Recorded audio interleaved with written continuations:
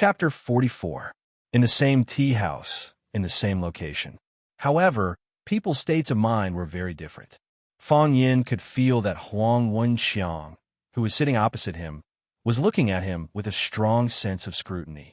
He could feel this kind of gaze from Lu Zhaoge, and he could feel it from everyone he met. There was a scandal between a male teacher and a female student, and it was a junior high school student.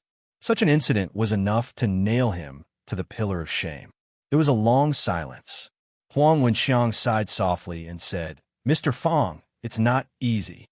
Fang Yin smiled and said, "Do you believe me?" "Yes." Huang Wenxiang pointed at Fang Yin, who was making tea, and said, "If it's true, why are you still in the mood to make tea so leisurely? Why? Do you have a plan in mind, or are you prepared for the worst?" Fang Yin brought the teacup to Huang Wenxiang with a pair of bamboo tweezers and said, "Director Huang, do you have any way to help me?" Huang Wenxiang was a senior reporter of Hua, Xiao Metropolis Daily, and the director of the Current Affairs Department. So Fang Yin called him Director Huang. Huang Wenxiang shook his head and said, "I also learned about this from my colleagues in the media. They all said that they had some big news in their hands. I asked around, and it was said that there was someone behind this incident. According to those guys' working state, I'm afraid they have received a lot of writing fees from others." Fang Yan's eyes were piercingly cold, but returned to normal in an instant. He asked, "Do you know who is behind this?" Huang Wenxiang smiled and said, "Mr. Fang, you are young and inexperienced in society. Naturally, the one who started the trouble should be untied. It's enough to bite on one line, right?" "I'm stupid." Fang Yin shook his head and smiled bitterly. "Since I left home, a series of things have happened to me. It seems that elegant things like teaching people how to read and write are really not suitable for me. Fighting and killing is my goal in life." "You can't say that." Huang Haoren solemnly looked at Fang Yin and said, "Mr. Fang, don't be discouraged. You might not understand, but in the eyes of many students, your existence means something. The first time Huang Haoren asked me to do something was because of you." Huang Haoren took a poem that you commented on and recited it over and over again. Huang Haoren was full of praise for your teaching methods and is still trying hard to recite Tao Te Ching backwards. All of this changed after you became a teacher at Vermilion Burr Middle School. In the past, his pride made me proud, and now his humility made me proud. As a father, I want him to be a humble and cultured person, not a cultured but arrogant person. Huang Haoren told me that he looks forward to language classes every day because you surprise them every class. Huang Wenxiang looked at Fang Yin sincerely and said, "I also look forward to the countless surprises you bring to Huang Haoren and countless Huang Haoren." Fang Yin didn't expect Huang Wenxiang to suddenly confess to him. He could feel Huang Wenxiang's sincerity towards him. He could feel Huang Wenxiang's respect for this seemingly incompetent teacher of his. Fang Yin was really touched. "I will take care of this matter," Fang Yin said. "They think I'm a good teacher, but I don't know if I can be what they think I am. At least, I can't be a bad teacher. I'll talk to my colleagues in the media, and I'll also meet with the education department."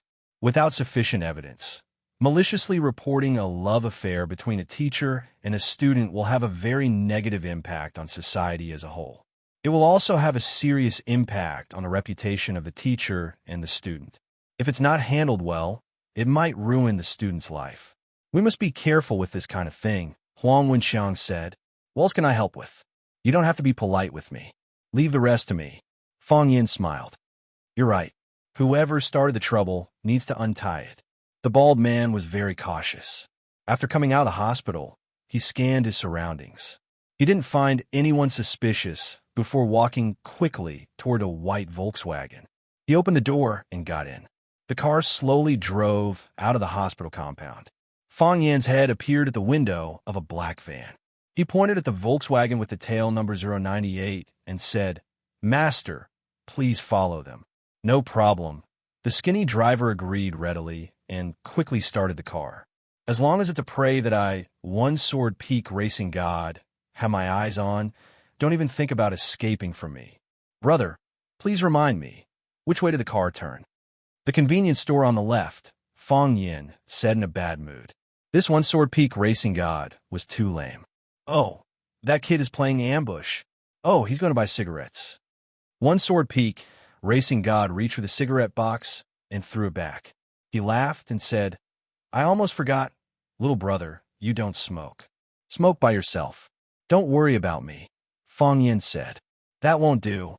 One-sword peak racing god shook his head. If you don't smoke, I'll smoke by myself. Isn't that letting you inhale my secondhand smoke? We unlicensed drivers also have professional qualities. Fong Yin decided that he would never talk about professional qualities with others again. The Volkswagen started again, and the van followed closely behind. Brother, are you a detective? What? Fong Yin was stunned. I specialize in investigating cases of husbands keeping mistresses and mistresses cheating and whatnot. One-sword peak racing god said with a smile. Just like Detective Conan. Detective Conan also investigates cheating? I think so. One-sword peak racing god was not very sure. You do this kind of job? It sounds very mysterious. You actually guessed it. Fong Yin admitted it. The reason he admitted was because he did not want one-sword peak racing god to ask more questions. He pointed to the Volkswagen owner in front and said, that guy's mistress hired me to find out if he went back to have dinner with his wife tonight. Are you really a detective? Are you still hiring? It depends on your performance. Just watch. One-sword peak racing god stepped on the gas, and the van rushed toward the Volkswagen. Slow down, and be careful, Fong Yin quickly reminded. The van stopped in front of a nightclub called Yulong. Fong Yin looked at the rows of white thighs in front of the nightclub and frowned again. He was not familiar with this kind of place. Do you need help? One-sword peak racing god asked. Not for the time being. Fong Yin paid the rest of the fare and said, leave a business card and wait for the interview notice. Good. I'm on call. One-sword peak racing god was very excited. You don't know, but I admire Detective Conan. Bang! Fong Yin had already opened the door of the van and strode toward the entrance of Yulong nightclub. When he was about to reach the door, he put the phone in his hand to his ear and said loudly, Mr. Wong, I'm going up. You drink first, don't wait for me. I understand. We won't go back until we're drunk tonight. When a manager saw the guests, she quickly came to greet them.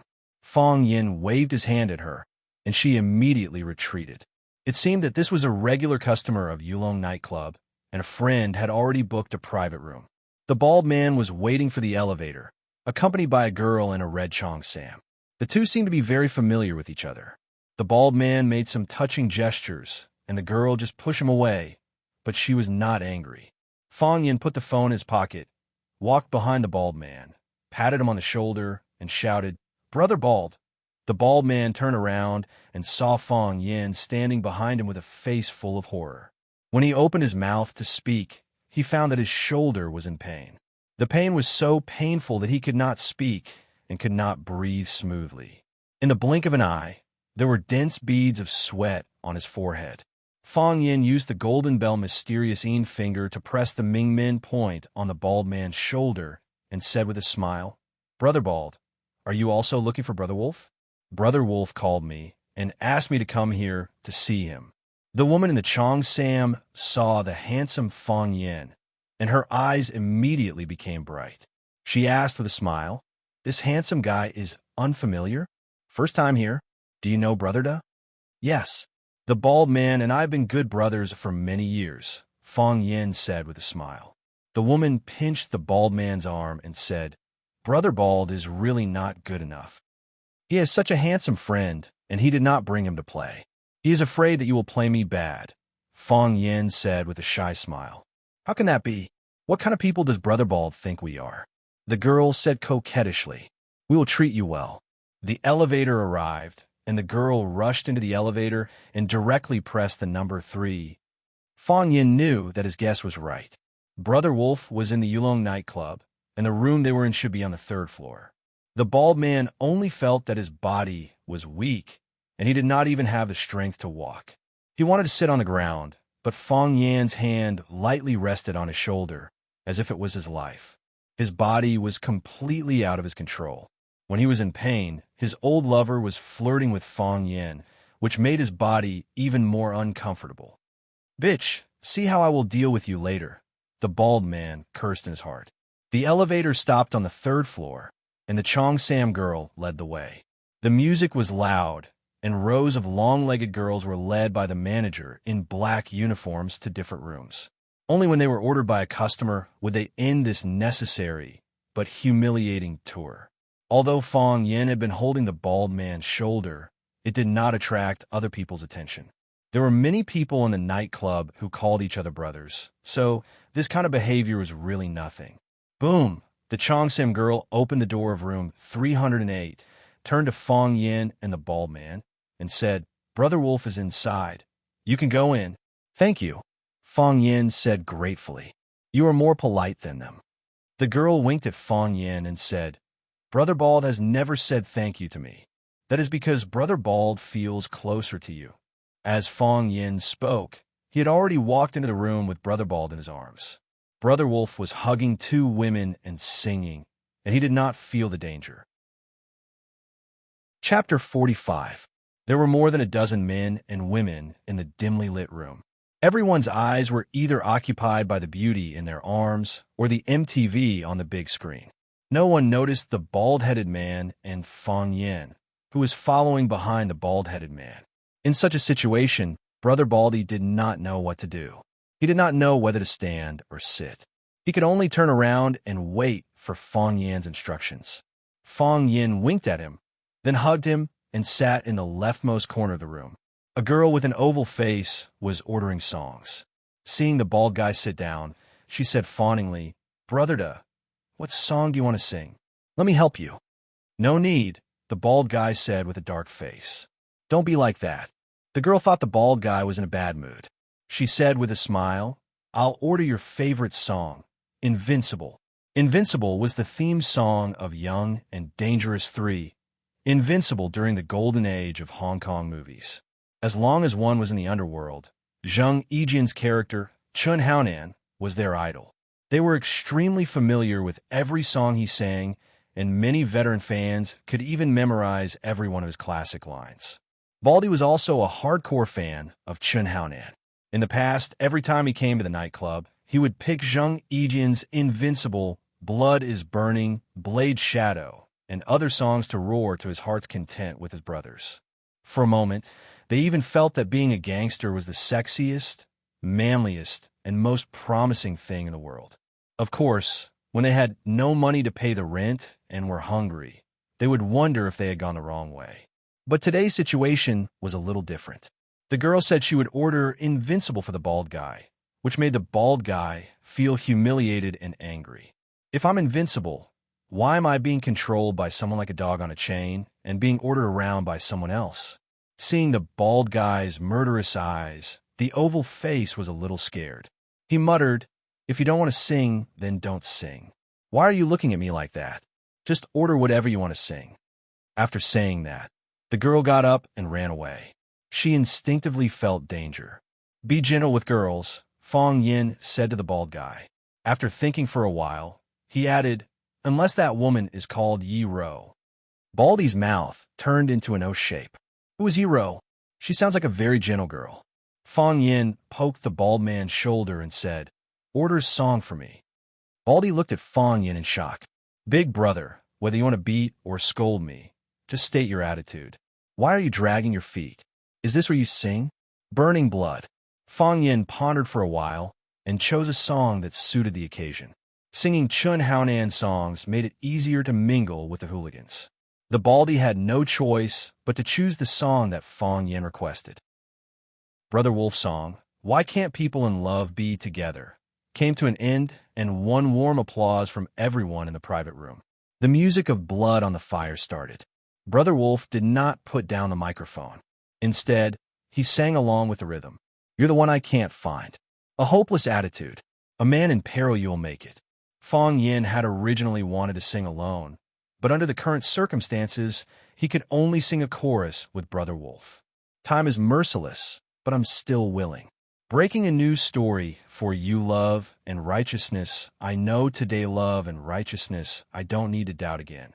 The more they sang, the more emotional they became, and the more they sang, the more passionate they became. One had a rough and hoarse voice, while the other had a standard and clear Cantonese. The combination had an unimaginable sense of beauty. At the end of the song, cheers, whistles, and applause rang out wildly. Brother Wolf dropped the microphone, picked up the wine glass in front of him, and shouted, "Good. Too good. Who sang with me just now? Let's have a toast." Fong Yin picked up someone's wine glass in front of him and said, It's me. You're a new brother. You don't look familiar." A big fatso beside Fong Yin said. As he spoke, one of his chubby hands was groping the chest of the girl in his arms. This made Fong Yin extremely dissatisfied with him. Respect the girl, Brother Wolf ran over with a glass of wine. When he saw Fong Yan's face halfway, his thoughts stopped for a moment. He stepped forward out of habit and almost fell flat on his face. "Brother Wolf, are you okay?" The punk saw that Brother Wolf almost fell and rushed over to help him. Brother Wolf stared at Fong Yin fiercely and shouted, "Fong Yin, it's me." Fong Yin waved happily. Baldy looked at Fong Yin as if he was looking at an idiot. What was this guy trying to do? The punks standing beside Brother Wolf were also stunned. When did the enemy break into their team? "Why are you here?" Brother Wolf stared fiercely at Baldy, who was sitting next to Fong Yin, and asked fiercely. Fong Yin pointed to Baldy and said, "Brother Baldy brought me here. We went to the hospital together to see Blondie. He said Brother Wolf was singing here, so he invited me to come and play." Baldy, Brother Wolf gritted his teeth and called out Baldy's nickname. If looks could kill, Baldy's bald head would have burst open and fallen to the ground. "Brother Wolf, I didn't invite him." Baldy was anxious and hurriedly explained. If the boss misunderstood, how would he be able to survive in the underworld in the future? "He followed me. He followed me to the hospital, and then here. I didn't say Brother Wolf was singing here, and I didn't invite him. It doesn't matter how you came." Fong Yin waved his hand generously and said, "The key is that we hit it off. Come, Brother Wolf, let me give you a toast to the song Blood is Burning. 1,000 songs are not enough when we meet. Let's sing a few more in a while. From tonight onwards, all the previous grievances will be written off." As soon as Fong Yin lifted his foot, Brother Wolf hurriedly stepped back.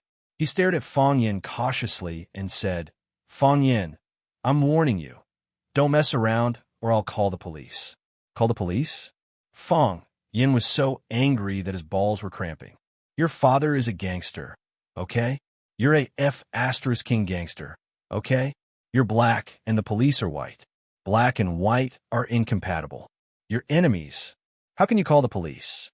In a society governed by law, do you still have professional ethics?" Seeing Fong Yan's expression change instantly, Brother Wolf became even more cautious. He stood in the middle of a group of gangsters and shouted, "Fong Yin, get out quickly." "You're not welcome here. I'm not leaving," Fong Yin said. "I won't leave even if you hit me, unless you tell me that our previous grievances are written off."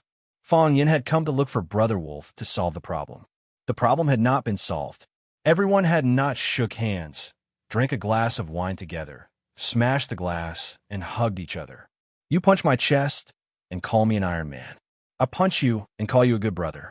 Then you punch my stomach and call me alive for alive from now on. I kick your crotch and call you a mother of ***. Brother Wolf was about to cry. "Only an idiot would hit you. You're a human trap. Do you think we don't know that?" "Brother Wolf, who is this kid?" "Brothers, F***CK this guy up. Coming to our Master C's place to behave atrociously. I think you don't want to see the sun tomorrow." "Brother Wolf, let's call the police." In the private room, there were a few people who saw Fong Yin for the first time. Therefore, they did not know how good he was and were prepared to report his name, to scare him away, or ask their brothers to beat him up. However, the men brought by Brother Wolf who had dealt with Fong Yin before were all in favor of the suggestion of calling the police. If he was not heartbroken, who would step on his dignity? "You guys sing," Fong Yin said casually. He waved to Brother Wolf and said, "Brother Wolf, come here. Let's have a good talk." Brother Wolf did not move. He was afraid that he would fall into the wolf's mouth again. Fong Yin sneered and said sarcastically, "What? The famous Brother Wolf in Jianghu was so daring? I think you should change your nickname. Don't call me Brother Wolf in the future. Brother Mouse is more suitable. You're going too far." Brother Wolf was provoked and shouted with a red face, "What do you want to talk about? Why do you want to frame me?" Fang Yin asked. He had always been a very frank and straightforward man. "I don't know what you're talking about," Brother Wolf denied. "Let me give you a lesson," Fang Yin said. "I was taken to a bar by my students to sing, and you made a move on my students on the dance floor. Was the first round your fault? As a teacher, of course, I can't watch my students be bullied by hooligans. Don't be angry. Aren't you a hooligan?" At that time, you were shouting that men are not hooligans and women are not crazy, right? I asked you to apologize, but you didn't want to. Then you challenged me to a duel. I beat you up. You molested my female students, and I beat you up. This second round, we're even, right? Brother Wolf did not read much, but he still felt that he had been fooled by Fang Yin. How could things be settled like this? 2 days ago, you brought some people to the gate of Rosefinch Secondary and waited for me. We had a good talk and shook hands. Although you don't deserve to be my friend, I thought that the past was written off. In the end, you did this to me. Why did you ask people to carry Blondie, who was smeared with human blood, to the gate of my school? Why did you ask those reporters to come? Do you want to ruin my reputation? Do you want to kick me out of school? Immature, Fang Yin said with a sigh. The way you deal with the problem is too immature. Think about it. If I lose my job, what will I do? A hooligan. If I become a hooligan and am no longer bound by school and moral standards, do you think you will have a good life? Brother Wolf was shocked. Listening to Fang Wei's analysis, it seemed that he had indeed made a very serious mistake. If the guy in front of him became a hooligan, wouldn't all hooligans have to turn over a new leaf? Chapter 46. Do you think we are enemies or opponents? No, we are friends, not to that extent. However, we are definitely not enemies. I will be my teacher, and you will be your hooligan. From now on, we will mind our own business. Let's go. Fang Yin waved his hand and looked at Brother Wolf with a kind face. It was as if a grandmother wolf was looking at her own child. Take Blondie back and say hello to those reporters. Then, write me a letter of apology. Tell them that when you were harassing the female students in the bar, I acted bravely for a just cause, and that you held a grudge against me for taking revenge. Those photos were photoshopped by you. After my painstaking education, you finally realized your mistakes and decided to turn over a new leaf. You'll become a good hooligan with ideals, morals, and goals. You won't slander others for no reason. Fang Yin thought for a moment and said, "It doesn't matter if you write the wrong words. The more the wrong words, the more it proves that this letter of apology is written by you. Everyone will forgive you." Who would criticize a hooligan for writing the wrong words? Brother Wolf's throat moved, but he could not say a word. Before meeting Fang Yin, he never knew that he was a man who could not speak. Brother Wolf did not speak, and the hooligans did not speak either. They were still waiting for their boss to make a decision. Since we are so familiar with each other, just say what you want to say. Don't have any scruples, Fang Yin said with a smile. No way, Brother Wolf said. No way? Why not? Because Brother Wolf had something difficult to say. Originally, he also wanted to keep the peace. It was fine to suffer a loss and lose face. Who asked them to beat others? However, his boss, Master Qing, intervened in this matter and told them to make the matter bigger and ruin Fang Yin's reputation. How could he stop just because he said so? People in the pugilistic world have no choice. He deeply understood the weight of this sentence. Brother Wolf said, "No means no. Why the F***CK do you have so much nonsense to say?" Big Fatso, who was sitting next to Fang Yin, scolded angrily. "Do you know where you are? Do you know whose turf this is? Do you believe that I'll get someone to break your legs and throw you out?" They were really too rude. Even a stray cat or dog dared to run in front of them and make noise. Pa! Fang Yin raised his arm and splashed the glass of beer on Fatso's face. The champagne-colored liquid soaked her hair and flowed down her cheeks, filling the room with the fragrance of malted wheat. "Little bastard, how dare you splash it on me?" Fatso was furious. He pushed the woman in his arms away, grabbed the wine bottle on the table, and smashed it at Fang Yin's head. Whoosh! The beer bottle flew out of his hand, and with a whistling sound, it flew toward Fang Yin. Whoosh! Fong Yin reached out and grabbed the red wine bottle in his hand. Then he spun his body 90 degrees, and the red wine bottle made an intimate contact with Fatso's fat head. Gotcha! The wine bottle was broken, and so was Fatso's head. Both sides were injured. Fatso's nickname was Four Eyes. He was known as Brother Four, and the younger generation also called him Master Four. He was the owner of a Yulong nightclub, and he was also a person who made his debut at the same time as Brother Wolf. Tonight, Brother Wolf came to Yulong to spend, and, as an old friend, he naturally came to accompany him. He did not expect his luck to be so bad that someone actually came to his territory to make trouble. A fight broke out at the slightest disagreement. Fatso was indeed a person who had seen big scenes. He was hit on the head and was dripping with blood, but he still stood there as steady as Mount Tai. Cripple him. Fatso covered his head with his hand and roared angrily. The boss was injured, and the lackeys around the boss naturally had to take revenge for him. Without waiting for Fatso's order, two of the lackeys rushed towards Fong Yin with a beer bottle and a knife. Like wolves and tigers, Fong Yin stood still and turned in a circle with his left foot as the center. He turned to the left and just happened to avoid the attack of the beer bottle. He stretched out his hand and grabbed the guy who was regarded as the trump card by the gangsters. He turned to the right and just happened to avoid the stab of the dagger in his chest. He stretched out his hand again and grabbed another hooligan in his hand. The two struggled with all their might, but they could not escape from Fong Yan's grasp. A sky full of spinning tops. Fong Yan pulled their arms and spun them together. After 3 circles, the two could no longer keep up with Fong Yan's speed. Their feet left the ground, and they were dragged into the air by Fong Yan. Go! As Fong Yan spoke, he had already let go of them. The two gangsters screamed and flew towards where Brother Wolf was standing. Bang! Brother Wolf and his men reached out to catch them. But the power of Tai Chi on the two gangsters was not completely removed, and a large number of them were smashed and injured. The gangsters lay on the ground, screaming and groaning. Fong Yin walked to Brother Wolf with a smile and said, "Can we talk now?" Brother Wolf looked at Fong Yin in horror and said, I can't promise you. You mean, no matter what I do today, you will insist on tarnishing my reputation and driving me out of school, right? Fong Yin asked with a serious face. I have no choice, Brother Wolf said in a low voice. The leader has come forward. What can I do? You have no choice but to do evil. Fong Yin sneered.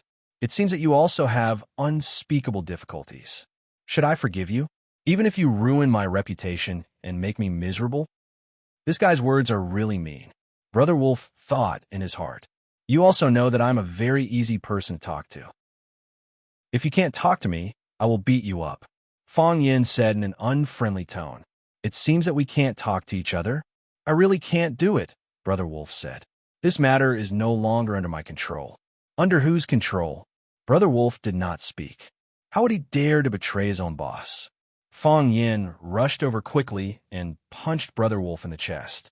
Brother Wolf saw Fong Yin's movement clearly and also reached out to block. It was empty. His hand was empty, and his eyes deceived him. Bang! He received a solid punch in the chest, as if he had been hit by a big bell. There was a fishy taste in his throat, and there was a liquid that wanted to spurt out but was suppressed by something. Like a sprout that was about to break out of the ground, it tried its best, but could not break the stone on top of its head. After Fong Yin touched Brother Wolf's body, Brother Wolf became a human sandbag. The Tai Chi entanglement formula was used. Whether Brother Wolf rushed forward or retreated, there was no way to escape from Fong Yan's control. Fong Yin was the blue sky, and Brother Wolf was the stars. Fong Yin was the sea, and Brother Wolf was the boat. Fong Yin punched and kicked, and dozens of unique skills were displayed on Brother Wolf's body. When he finished, Brother Wolf's body could no longer stand, and he lay on the ground shakily. Puffed! The blood that had accumulated in his chest was finally spat out, and Brother Wolf felt a sense of relief. Too tired, Brother Wolf thought in his heart. The men and women in the private room were silent, and everyone looked at the scene in front of them in horror. Who was Brother Wolf? He was a famous gangster in Huaching. Who was Fatso? He was the big boss of the Yulong nightclub. In the past, they were so high and mighty. Many people present saw with their own eyes that because a new waitress accidentally poured tea on Brother Wolf's new shirt, Brother Wolf picked up the hot teapot and splashed it on the waitress's face. They had also heard rumors that a waitress disobeyed Fatso's guest and was smashed in the head with a wine bottle. In their hearts, Fatso and Brother Wolf were strong, fierce, and undefeatable. However, in front of that young man, they were as fragile as a scarecrow made of paper. When Brother Wolf was beaten by Fong Yin, the gangsters looked at each other, and no one dared to step forward to help. When they finally made up their minds to save their boss, even if they were beaten up by Fong Yin had already stopped. This made them feel extremely regretful. While they felt that they could not show their loyalty in front of their boss, they secretly breathed a sigh of relief. Fong Yin once again stepped on Brother Wolf's chest, just like the last time in the bar. "I'm not here to negotiate with you," Fong Yin said coldly. "I'm here to make a request. Remove those reporters and apologize to me publicly. It's not me who wants to mess with you. It's not me who wants to mess with you," Brother Wolf said with a sorry face, his mouth stained with blood. "I'm just following orders. Don't you know who you offended? It's them who want to mess with you. It has nothing to do with me." Fong Yan's eyes were cold as he asked, "Who is it? Beg me? Beg me?" Brother Wolf vomited blood, his face ferocious. "I'll tell you if you kneel down and beg me." The pain brought out the courage in Brother Wolf's bones. He finally overcame his fear of Fong Yin and roared. "I've never kneeled," Fong Yin refused. "Then don't even think about knowing the answer. Fong Yin, you don't know who you offended. You're dead. You're definitely dead." Fong Yin shook his head gently, squatted down, and looked at Brother Wolf, who was lying on the ground, and said, "If I were you, I wouldn't provoke the person who can decide your fate at this time." Bang. Fong Yin punched Brother Wolf's left eye. Bang. Fong Yin punched Brother Wolf's right eye again. Bang. Bang. Bang. Fong Yan's countless punches landed on Sirius's eyes, eyebrows, nose, and mouth. "Stop," a cold voice came from behind. "Move again, and I'll kill you." Fong Yin turned around and saw Fatso holding a black pistol in his hand, aiming at his head. Fong Yin raised his hands and said, "You can insult me, but please don't hurt me. Put down the gun and talk." Chapter 47. Seeing that Fong Yin had been conquered by his pistol, Fatso became spirited. He quickly walked up to Fong Yin, laughed, and shouted, "Come on, come on, hit me, hit me. Do you dare to hit me again? Hit me here. Hit my face." Slap. Fong Yin slapped Fatso's face. Fatso was stunned. Brother Wolf was stunned. Everyone was stunned. Fatso had traveled far and wide. He started as a gangster and later led dozens of brothers to kill people in the streets. That was how he gained his fame, taking people's lives, breaking people's hands and feet. He had done many immoral things. Moreover, he was willing to do it. He had encountered countless dangers in his life, but as long as he had a gun in his hand, he could find some bargaining chips or dignity. He had never been as embarrassed as he was today, even when he was pushed to the ground and his back was slashed more than a dozen times. Why did he really hit me? Mr. Fatty couldn't understand. What he meant by this sentence was, "Now that the gun is in my hand, if you dare to touch me, I will shoot you. I heard that you are a teacher. Why can't you understand human language?" Mr. Fatty was stunned at first, and then he became angry. He pointed the gun at Fong Yan's head and said fiercely, "Damn you. You want to die." The corner of Fong Yan's eyes glowed red. His originally soft hair suddenly became stiff and erect. He stared coldly at Fatso and said word by word, "There was a man who pointed a gun at my head, and then I disabled him." Fatso's heart could not help but tremble. Why did this guy suddenly become so murderous? Wasn't he a lowly person?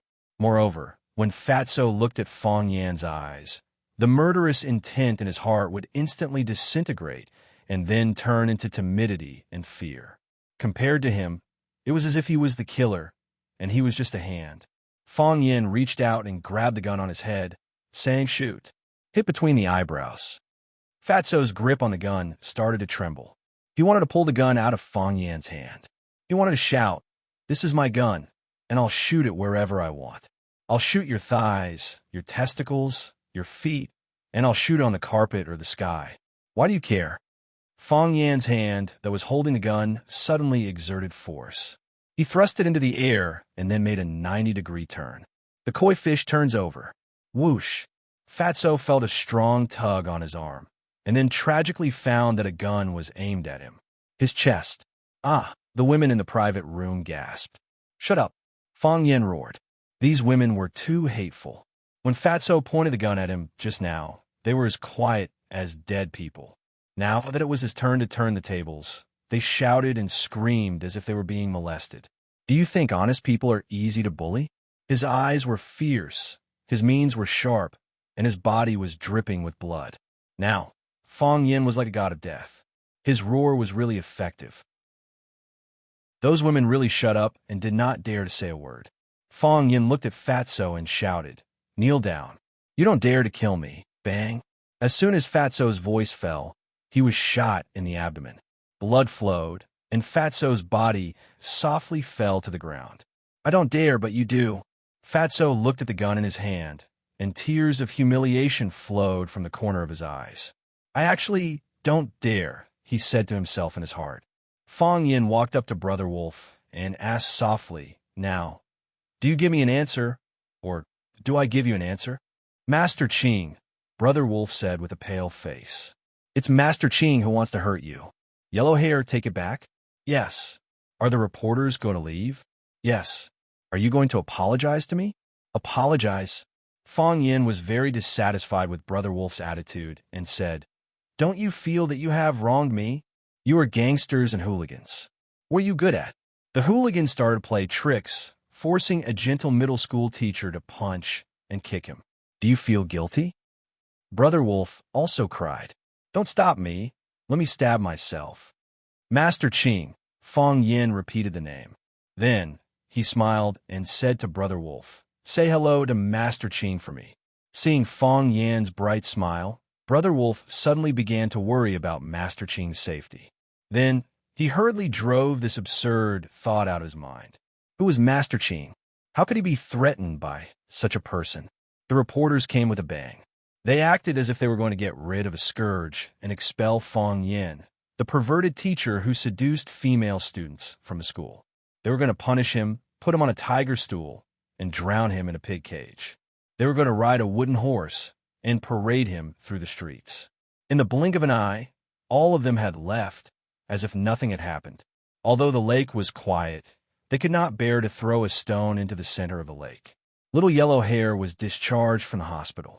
The first thing he did was to go to the gate of Rosefinch Secondary School to deliver his letter of apology. Baldy stood at the school gate holding the letter of apology and read aloud, My name is Lu Fatsai. I am an unemployed person who is bored all day and doesn't know what to do. One day, I didn't offend anyone and was walking on a road. I saw a beautiful girl, and then my hormones Meng. He wrote Cutie Meng, not Meng with a cursive character. The students laughed, thinking that Little Yellow Hair was really cute. My hormones are acting up. I went up to ask him for his phone number. He wrote single, not female. Thus, the students laughed even more. They felt that this guy was gay. Little Yellow Hair stood in the middle of the crowd, letting them slap his face again and again. His eyes were filled with tears, but he clenched his fists. He said in the wind and rain, What's this pain? Wipe your tears. Don't be afraid. At least we still have our dreams. He said in the wind and rain, What's this pain? Wipe your tears, don't ask why. He was a man determined to become the king of hoodlums. He knew that the road ahead was bumpy and he had to endure the ridicule and humiliation of these students. But one day, he would become the king of Huaqing. Yes, he would definitely be able to do it, because his idol was One Piece. Because Teacher Fong Yin stopped me from molesting female students, I held a grudge against him. I wanted to ruin his reputation and get him kicked out of the school. However, after going through Teacher Fong Yan's teachings, I finally turned over a new leaf and came clean. Teacher Fong Yin, I was wrong. Teacher Fong Yin, you are a good teacher. Teacher Fong Yin, please forgive me. I'm a little lost lamb who is deeply crying. Repentance is written in pinyin. The students laughed again. After Baldy finished reciting, he sent the apology letter to Zhao Dahai of the security department. After Zhao Dahai received the apology letter, he sent it to Li Mingxiang. Li Mingxiang took the apology letter and looked at it from left to right, up and down. After a long time, he sighed and said, "In ancient times, Liu Bei invited Zhuge Liang 3 times. Today, we invited Fang Yin 3 times. We didn't manage to invite him 3 times." Because of Baldy's act of reading a letter in front of the Vermilion Bird Gate, the news of Blondie apologizing to Fang Yin quickly spread throughout the school. "Did you hear? Teacher Fang Yin was wronged. Yes, I heard that the hoodlum wanted to molest the students, but was stopped by Teacher Fang Yin. That's why they ran to the school gate and made a ruckus. I heard that Teacher Fang Yin even hit him. He's good-looking and can even hit a hoodlum. So handsome." The happiest were the students of Class 9. Their feelings towards Fang Yin were very complicated.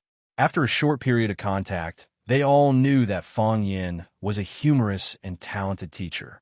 However, this teacher's ability was as outstanding as his ability to cause trouble. They liked him and wanted him to stay and teach. However, he was like a small boat in the sea, a firework in a storm, as if he could be overturned and extinguished at any time. Fortunately, he was able to avert danger every time. Fang Yin could feel the nostalgia and passion in everyone's eyes when they looked at him. This made him even more energetic and in high spirits when he lectured. The bell rang. Fang Yin didn't have the habit of dragging out the class. He threw the half piece of chalk in his hand into the chalk box and said with a smile, "School is over.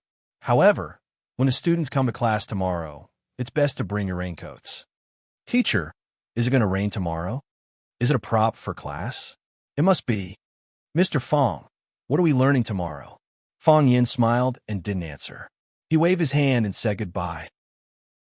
Fang Yin sent the textbooks to the office, packed up, and prepared to go home. When he walked to the school gate, he found 2 girls waiting for him anxiously. Seeing Fang Yin coming out, the 2 little girls quickly ran towards Fang Yin. One ran fast, and the other ran even faster. The other saw that her friend dared to overtake her, and then her legs ran even faster. No one was willing to admit defeat, and no one was willing to be outdone by the other. They rushed towards him at the speed of a 100-meter sprint, which scared Fang Yin so much that he turned around and walked towards the security room at the school gate. "Fang Yin," Jiang Qin shouted. "Mr. Fang." Yuan Lin's voice was also very sweet and delicate. Fang Yin had to stop and desperately gestured to the 2 girls, which meant that they would meet at the bus stop and not let people see that they were very familiar with each other. As soon as the storm subsided, the 2 female protagonists came to find him. Wasn't this a confession without being pressed? "Mr. Fang, you're home?" Baldy stood at the entrance of a security room with a large plastic teapot in his hand. He grinned at Fang Yin and greeted him with a smile. "Hey, these 2 students, aren't they the ones in the photo?" Chapter 48. Fang Yin walked in front while Jiang Qin and Yuan Lin, the 2 young and unadorable Lolas, followed behind Fang Yin on his left and right. When Fang Yin walked, they also walked. When Fang Yin stopped, they also stopped. They were like Fang Ying's 2 little tails. Of course, these tails were a bit too pretty. Fang Yin helplessly turned around to look at them and said with a bitter smile, "Why did you 2 come here?" Jiang Qin squinted her eyes and smiled. The corners of her mouth curled up, and her nose trembled slightly. She said, "To find you. Why are you looking for me?" Fang Yin asked. Fang Yin hoped that they didn't know anything. He hoped that these dirty things hadn't intruded into their innocent and pure world. Jiang Qin giggled as she looked at Fang Yin. She pursed her lips and didn't say anything. Yuan Lin quickly walked to stand beside Fang Yin and said apologetically, "Mr. Fang, I'm sorry. I dragged you into this." Looking at the girl's delicate and white face, seeing the fear and worry in her eyes, Fang Yin's heart softened. He said, "This matter has nothing to do with you. How is it not related to me?" Yuan Lin shook her head. The hair that had just covered her ears also swayed like a black wave. "When they bullied me, If you didn't stand up for me, why would those bad guys take revenge on you? It was because of me. If it wasn't because of me, you wouldn't have been harmed like this. I'm fine. Fong Yin couldn't help but rub the girl's curly hair. He said with a smile, "Look, am I not fine now? What's wrong with me?" But the girl opened her eyes wide and thought for a moment. She said, "Is there really nothing wrong?" "No." Fong Yin shook his head firmly. "There's nothing wrong. There's no difference between school and school as usual." Standing on the other side, Jiang Qin stared into Fong Yan's eyes and said, "Those reporters came to our school, to Jiang Qin, and to me, to ask us about our relationship with you. I told them that you were our tutor. You're our tutor after all. Am I right? I'm not lying." Sure enough, they found Jiang Qin and Yuan Lin. However, this was not surprising, since they could find him among the teachers of so many schools in such a short period of time. How difficult would it be to find these two girls? At that time, a large group of students from number 26 middle school followed Jiang Qin and Yuan Lin to the bar. As long as those hoodlums were familiar with one of them, the truth about the others would come to light. "They didn't make things difficult for you, did they?" "No," Yuan Lin said. "They just kept asking about the relationship between Jiang Qin and you. They also said that they took photos of Jiang Qin and you hugging and dancing together." Jiang Qin giggled and said, "I said I didn't believe it and asked them to show me the photos, but they didn't agree. I don't know if the photos are good or not." Fong Yin was quite speechless. At this time, he still had to consider the difficult problem of other people's photography skills. But she didn't take the photos well. It didn't show the cleverness and beauty in her eyes, but made him look handsome and outstanding. Yuan Lin rolled her eyes and was very dissatisfied with Jiang Qin's behavior. "We both insisted that you are our tutor. They couldn't ask anything, so they had to leave. However, I heard that the questions they asked were very unfavorable to you. They seem to be deliberately targeting you." Fong Yin looked at Yuan Lin in surprise and thought that this girl's mind was quite sharp. Those reporters indeed wanted to discredit him, but they were behind it by the person called Master Qing. "Did they look for you guys again after that?" "No," Jiang Qin said. "However, this matter still spread in the school. Now Yuan Lin and I are both famous in the school, although we were famous in number 26 middle school before." "How famous?" "They all said that Yuan Lin and I are fighting for a teacher's boyfriend." Jiang Qin curled her lips. "Those little brats, what do they know?" "You're also a little brat," Fong Yin said. "I am not." Jiang Qin hated being called little brat. "How am I little?" "I'm not little either." Yuan Lin didn't want to be outdone. Fong Yin saw the students coming and going looking at them curiously. He didn't want to be entangled with these two girls, so he said, "This matter is over. You don't have to worry at all." He had to focus on his studies. "School is over. Go home quickly. Don't worry your parents." Fong Yin waved at them and walked quickly to the bus stop. Jiang Qin and Yuan Lin looked at each other and followed behind Fong Yin to the bus stop. Seeing the two little tails appear again, Fong Yin had a headache. He looked at Jiang Qin and Yuan Lin and said, "Didn't I tell you to go home? Why are you following me?" "I'm going home," Jiang Qin said innocently. "Jiang Qin invited me to her house for dinner." Yuan Lin giggled, showing two cute dimples on her face. "When did I invite you to my house for dinner? It's not too late for you to invite me now." "Why should I invite you?" "Because you're my best friend and bestie."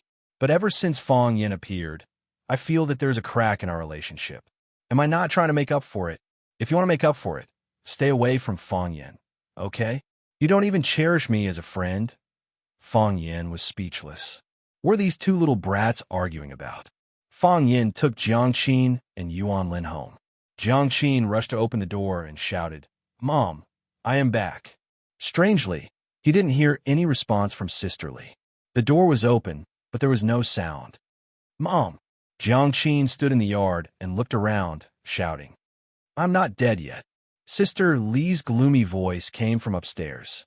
Jiang Qin looked up and complained, "Mom, what are you doing upstairs? Yuan Lin is shameless enough to come to our house for a free meal. Cook more tonight." "Hello, Annie." Yuan Lin greeted Sister Li sweetly. "Yuan Lin is here." Sister Li squeezed out a rare smile. "Let Jiang Qin play with you."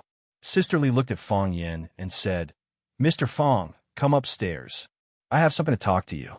Fong Yin had long seen the alertness and alienation in Sister Li's eyes. Usually, she treated him more affectionately than her own daughter, but today's attitude was particularly different from the past. Fong Yin nodded and said, "Okay, I will go upstairs now." "Mom, what's the matter? I am hungry. Let's cook first," Jiang Qin said. Jiang Qin was also a smart girl. When she saw her mother's expression, she knew that things were not good. She wanted to delay some time first. She would act as a spy to inquire about the enemy, and then share the situation with Fong Yin in time. "I will talk to Fong Yin first," Sister Li said stubbornly. "It's okay. I will talk to your mom first. You two go eat some fruits when you're hungry." Fong Yin looked at Jiang Qin and comforted her softly. Seeing the tone of Fong Yin when talking to her daughter, Sister Li's expression became even uglier. The second floor of the main building belonged to the landlord's family. Although Fong Yin had eaten here many times, it was the first time for him to go upstairs. As soon as he went upstairs, he saw a huge living room. Sister Li sat in the corner of the sofa in the living room, staring sharply at Fong Yin, who had just come upstairs. Yes, she was looking at Fong Yin. The sky was dark, and the living room lights were not turned on. Sister Li's eyes emitted a frightening light in the dark, looking like a wolf. "Ha!" Fong Yin stood at the door and reached out to turn on the light. The light was dazzling. Sister Li squinted her eyes. It was the same action of squinting. Jiang Qin looked cute and charming, but when Sister Li did it, it gave people a feeling of killing intent. "Who told you to turn on the light?" Sister Li said angrily. "It is too dark. I am afraid you can't see the sincerity in my eyes," Fong Yin said with a smile. He walked to the sofa opposite Sister Li and sat down. He said, "Sister Li, what do you want to know? Ask away." Fong Yin's initiative caught Sister Li off guard.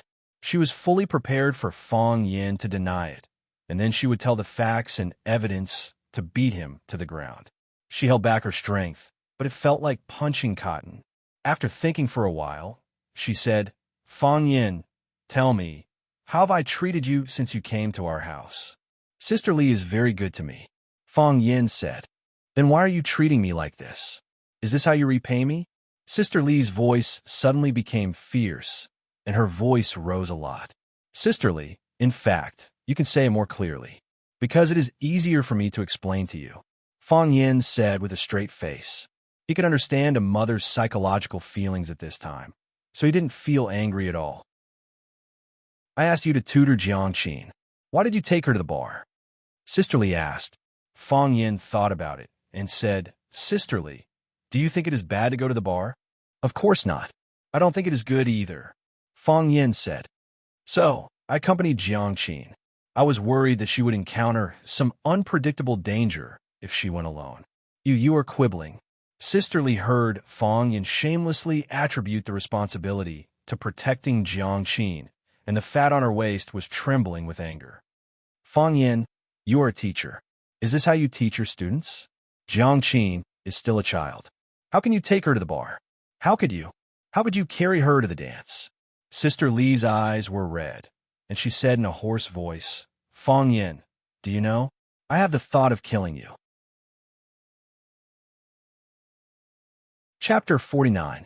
"I know," Fong Yin said softly. He took a tissue from the paper tube on the coffee table and handed it to Sister Li, saying, "Sister Li, there's a big misunderstanding in this matter.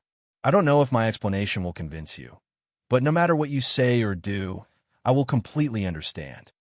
"All right, then explain it to me. Give me an explanation." Sister Li wiped the tears from the corner of her eyes with a tissue and said, "On the night I tutored Jiang Qin for the first time, I did accompany Jiang Qin to a bar. That night, a classmate of Jiang Qin's was celebrating her birthday. Jiang Qin wanted to go and celebrate with her friend. At that time, I had two choices. I could either reject her or let her go by herself. Either you agree to go with her or you go with her."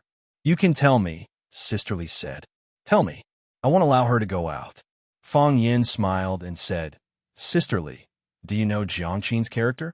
If you had forbidden her to go out that night, would she not have gone?" Sister Li thought about it seriously and said unwillingly, "But you can't." Can't you hold her and dance? She was only a student, a child. Why would she dance? Why not go anywhere to celebrate his birthday? Why did you have to go to a bar? Young people like to imagine the future, just like how kids like to wear adult shoes.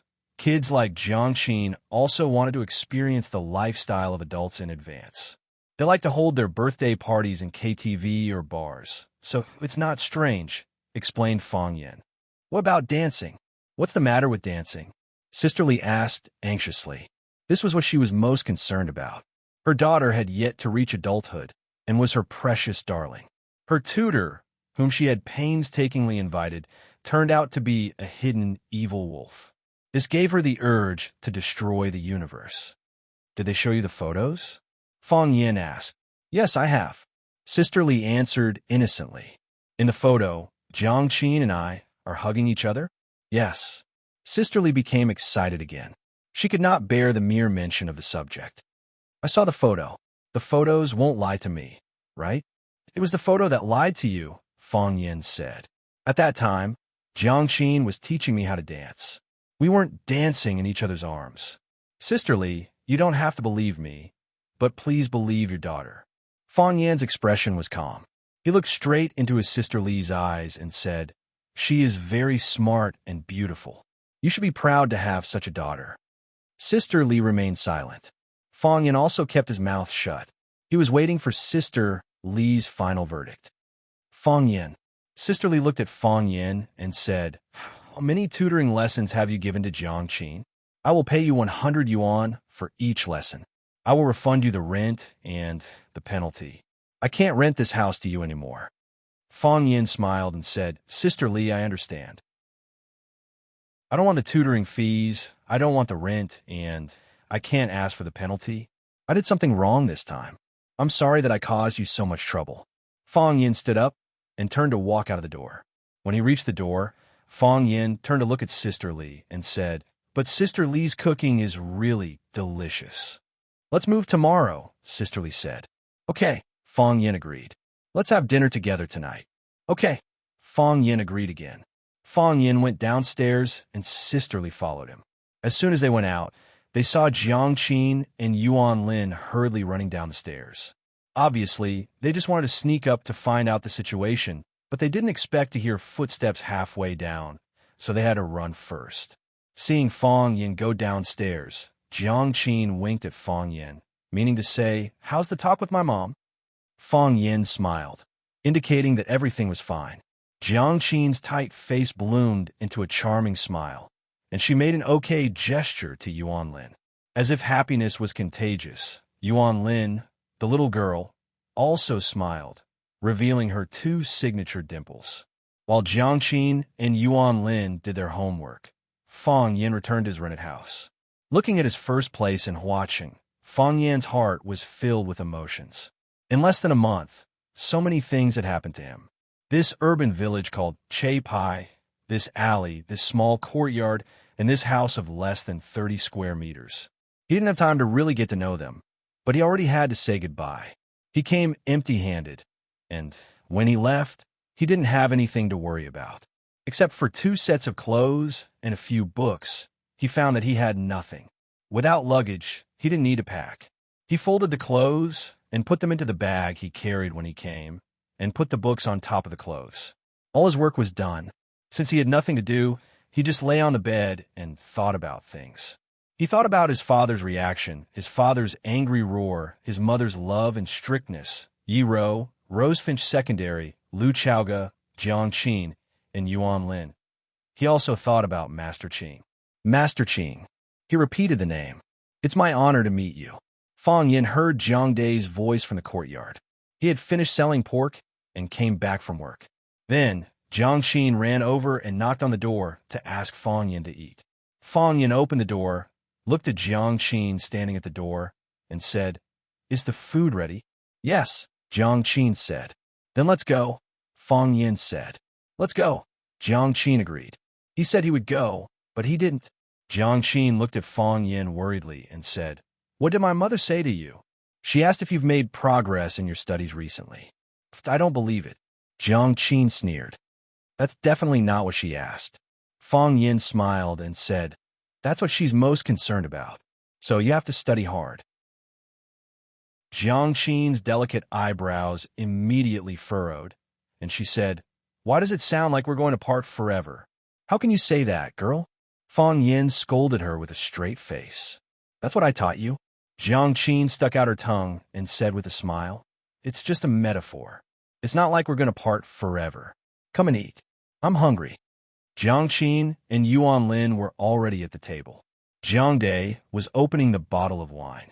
Seeing Fang Yin come in, he said, "Mr. Fang, let's drink 2 cups tonight." "Okay, I'll drink 2 cups with Big Brother Jiang."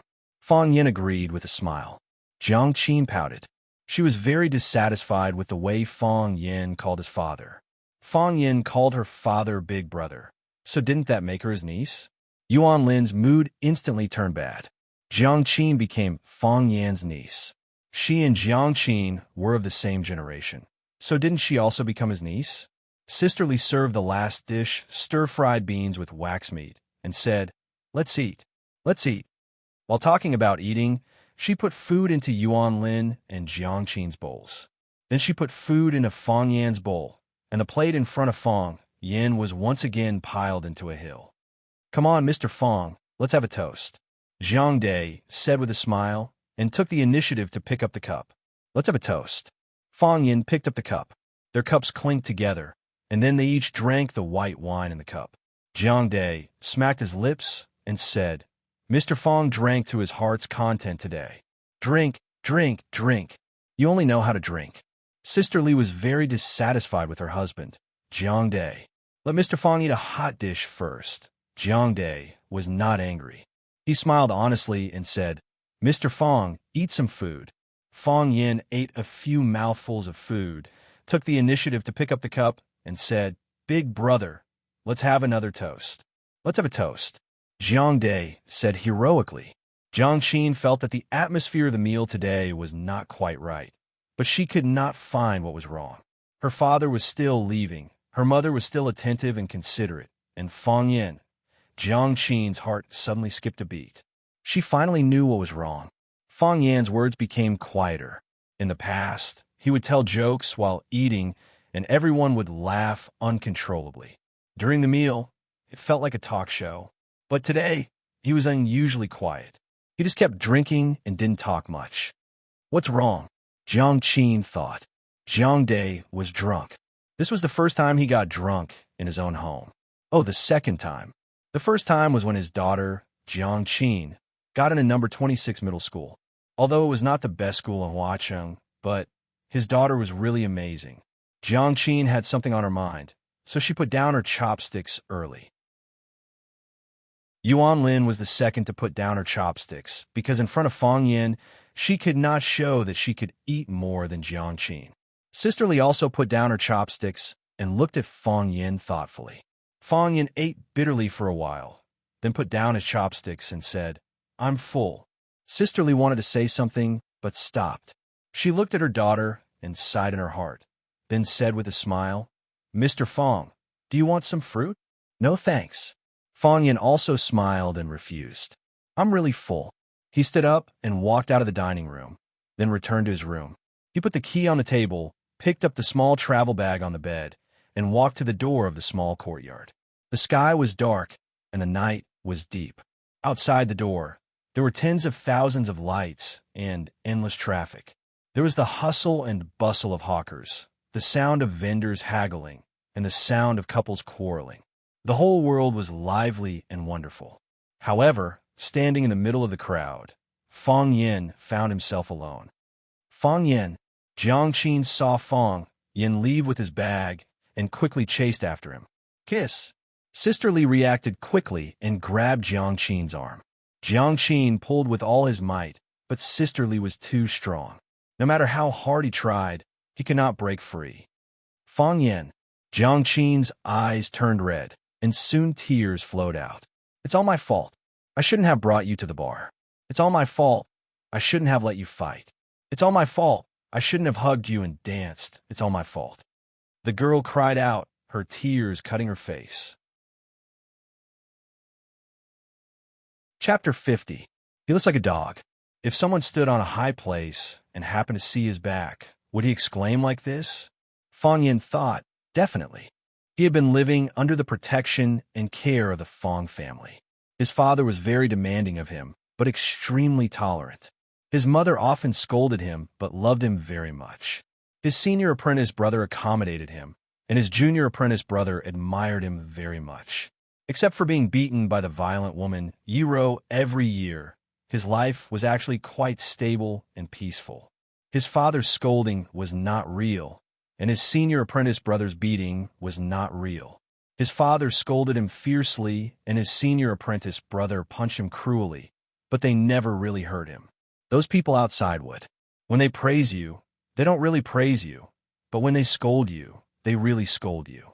They would hurt him when they hit him, and they would kill him when they stabbed him.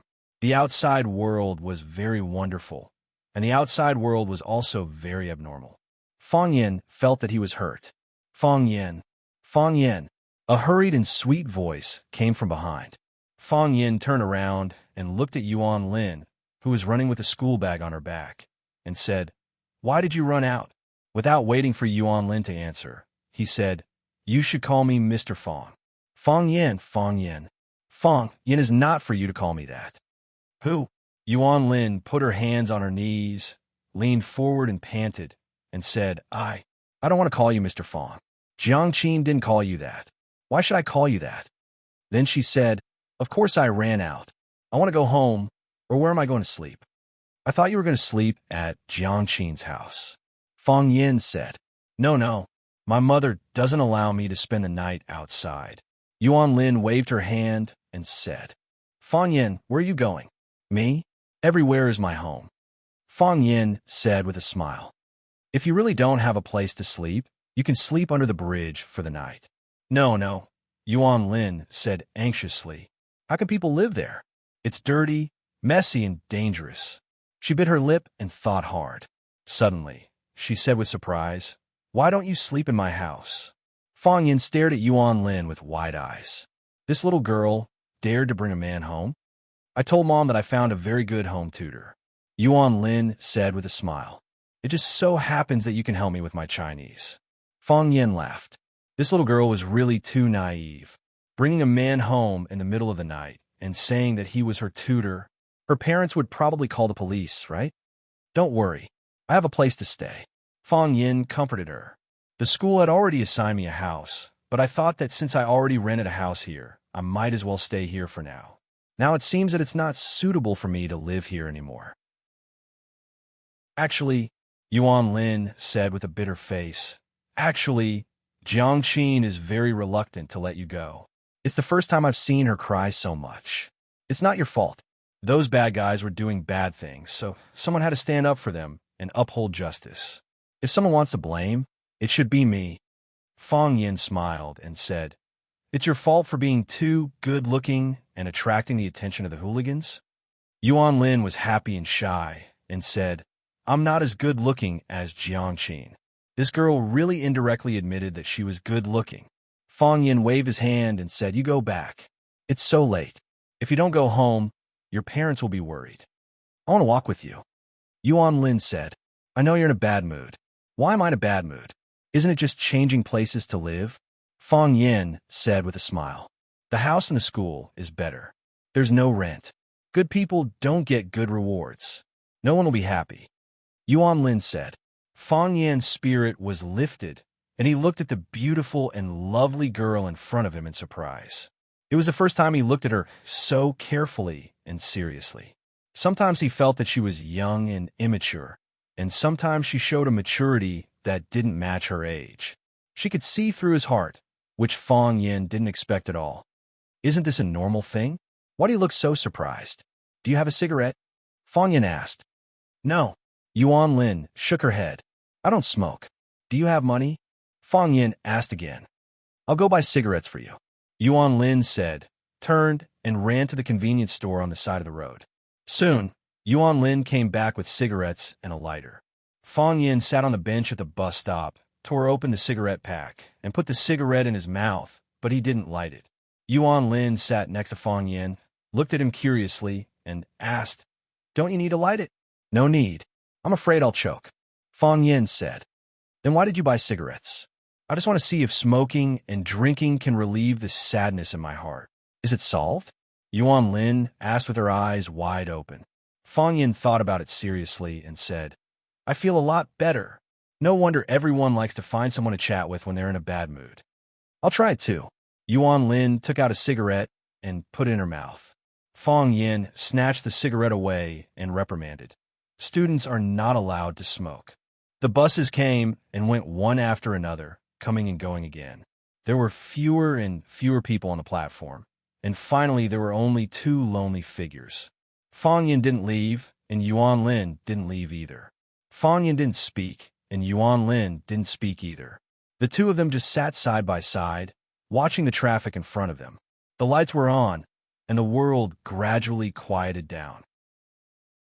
Puff! Fong Yin spat out the cigarette in his mouth on the ground, crushed it with his foot, and said, Go back. Okay, Yuan Lin said. She played with the mobile phone in her hand, and then frowned. Lend me your mobile phone, Yuan Lin said. Don't you have a mobile phone? Fong Yin said. My mobile phone is out of money. I can't call it. Fong Yin handed over the mobile phone and thought that the students nowadays were so pitiful. Their mobile phones often stopped working because of arrears. Yuan Lin took the mobile phone and searched for a while. Sure enough, she found her pitiful number in the blacklist. Damn Jiangqin. Yuan Lin cursed in her heart. Her fingers quickly moved, restored her number from the blacklist, and then threw Jiangqin's number into the call rejection list. After doing all this, she returned the mobile phone to Fong Yin with satisfaction and said, Forget it. It's so late, and it's better not to disturb others by phone. Yuan Lin got up from the bench and said, Fong Yin, I'm going back. Call Mr. Fong. Fong Yin said angrily. Goodbye, Fong Yin, Yuan Lin said with a smile. She reached out to a taxi, opened the door, and got in. These children. Fong Yin shook his head. When he woke up, it was a new day. Before Fong Yin opened his eyes, a faint fragrance came to his nose. His mouth, nose, heart, and lungs were full of the fragrance of the osmanthus. There was an osmanthus tree at the entrance of the courtyard, and the osmanthus was in full bloom. This feels so good, Fong Yin thought in his heart. When he was at home, he could also enjoy this kind of life. When he woke up in the morning, the fragrance of flowers was everywhere. Birds were singing, some people were singing, and more brothers were practicing Tai Chi. Life was comfortable and easy, as if he was living in a paradise. He also found the feeling of home here. But why couldn't he be happy at all? Fong Yan's heart was inexplicably painful. He thought of the picture of a girl being grabbed by her mother and unable to break free, crying over and over again. It's all my fault. It's all my fault, Fong Yin said softly. The sky was misty, and the clouds were very low. It seemed that a storm was coming. The weather forecast said that there would be heavy rain today. It seemed that there were times when the forecast was accurate. He got up and practiced a few rounds of Tai Chi. Then he helped Lu Chaoga weeding and watering the flowers and plants, and cut off some cumbersome branches and leaves. After that, he took a bath and changed his clothes. After that, Fong Yin opened the door of the courtyard and went out. Li Ziqiang was about to go to school with a newspaper under his arm. When he saw Fong Yin coming out of Lu Chaoga's courtyard, he couldn't help but be stunned. Good morning, Director Li, Fong Yin greeted with a smile. Well, Li Ziqiang responded. Fong Yin, why are you here? Principal Lu said that her house was empty, so she lent it to me. Fong Yin said.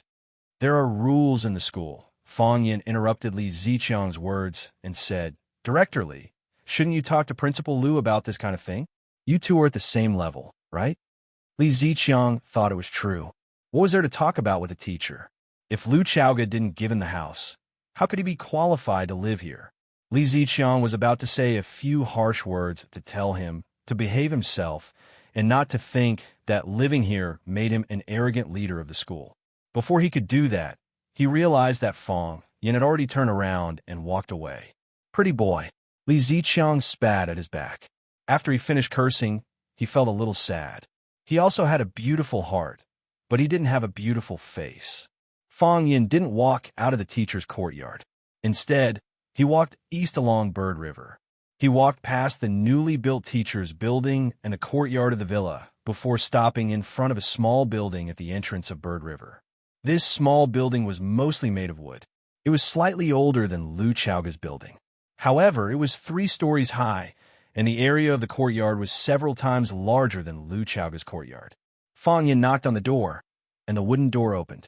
A silver-haired old man in a white tang suit walked out. He had tiger-like eyes and thick eyebrows, and he was full of energy. It looked like it had an intimidating aura.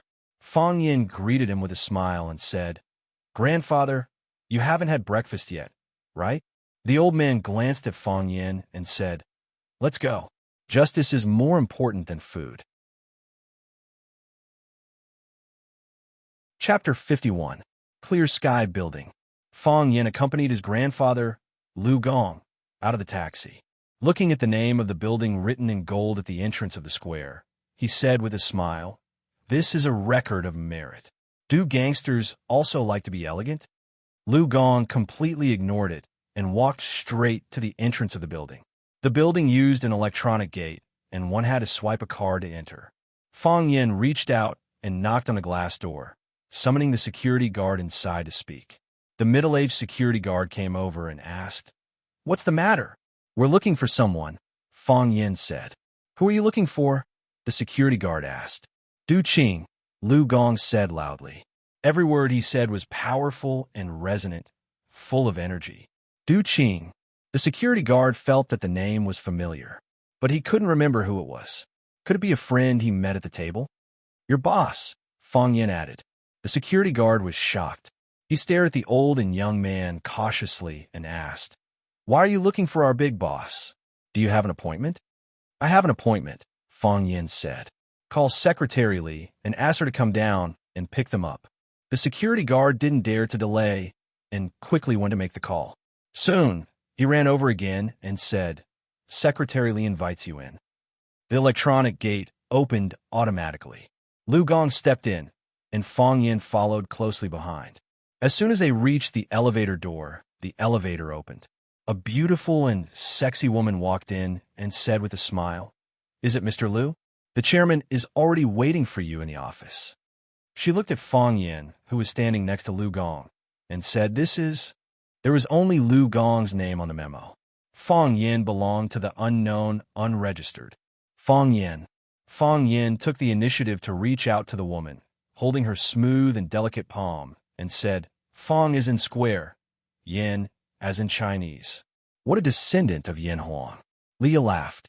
"Mr. Lu, a descendant of Yin Huang. Please follow me." Lu Gong glared at Fang Yin and stepped into the elevator. Fang Yin and Leah looked at each other and smiled, then followed closely behind. Leah used the nameplate on her chest to scan the elevator's electronic system, then pressed a blank button that did not show any floors. Fang Yin thought to himself, "This Du Qing is indeed worthy of starting out as an underworld. His sense of security is very strong." Even though the Clear Sky Building was his independent kingdom, he was still heavily guarded. Fortunately, Grandpa's student had a way.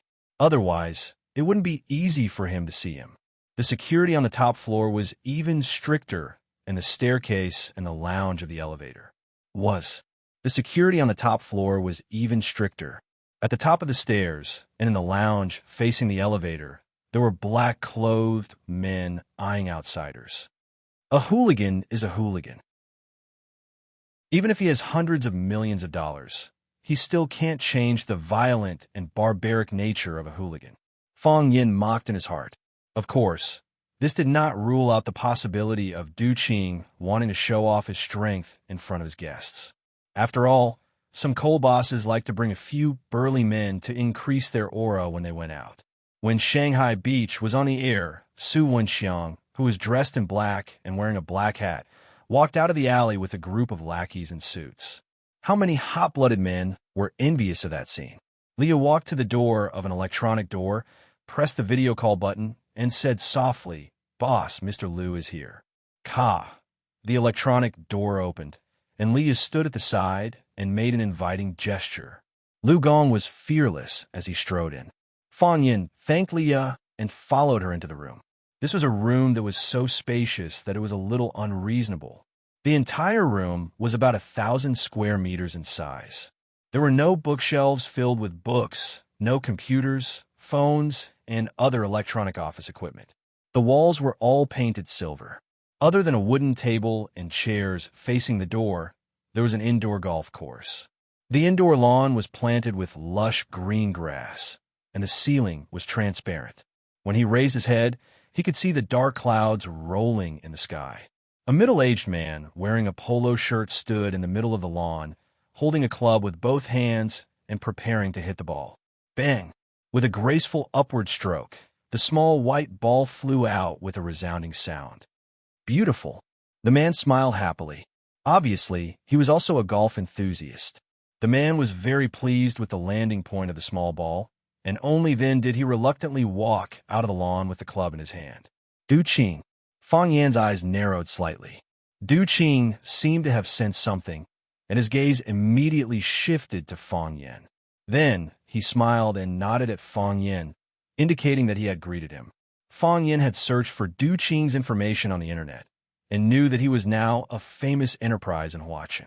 He had single-handedly established the Green Cloud Group, which was involved in civil construction, port transportation, and seafood wholesale and export businesses.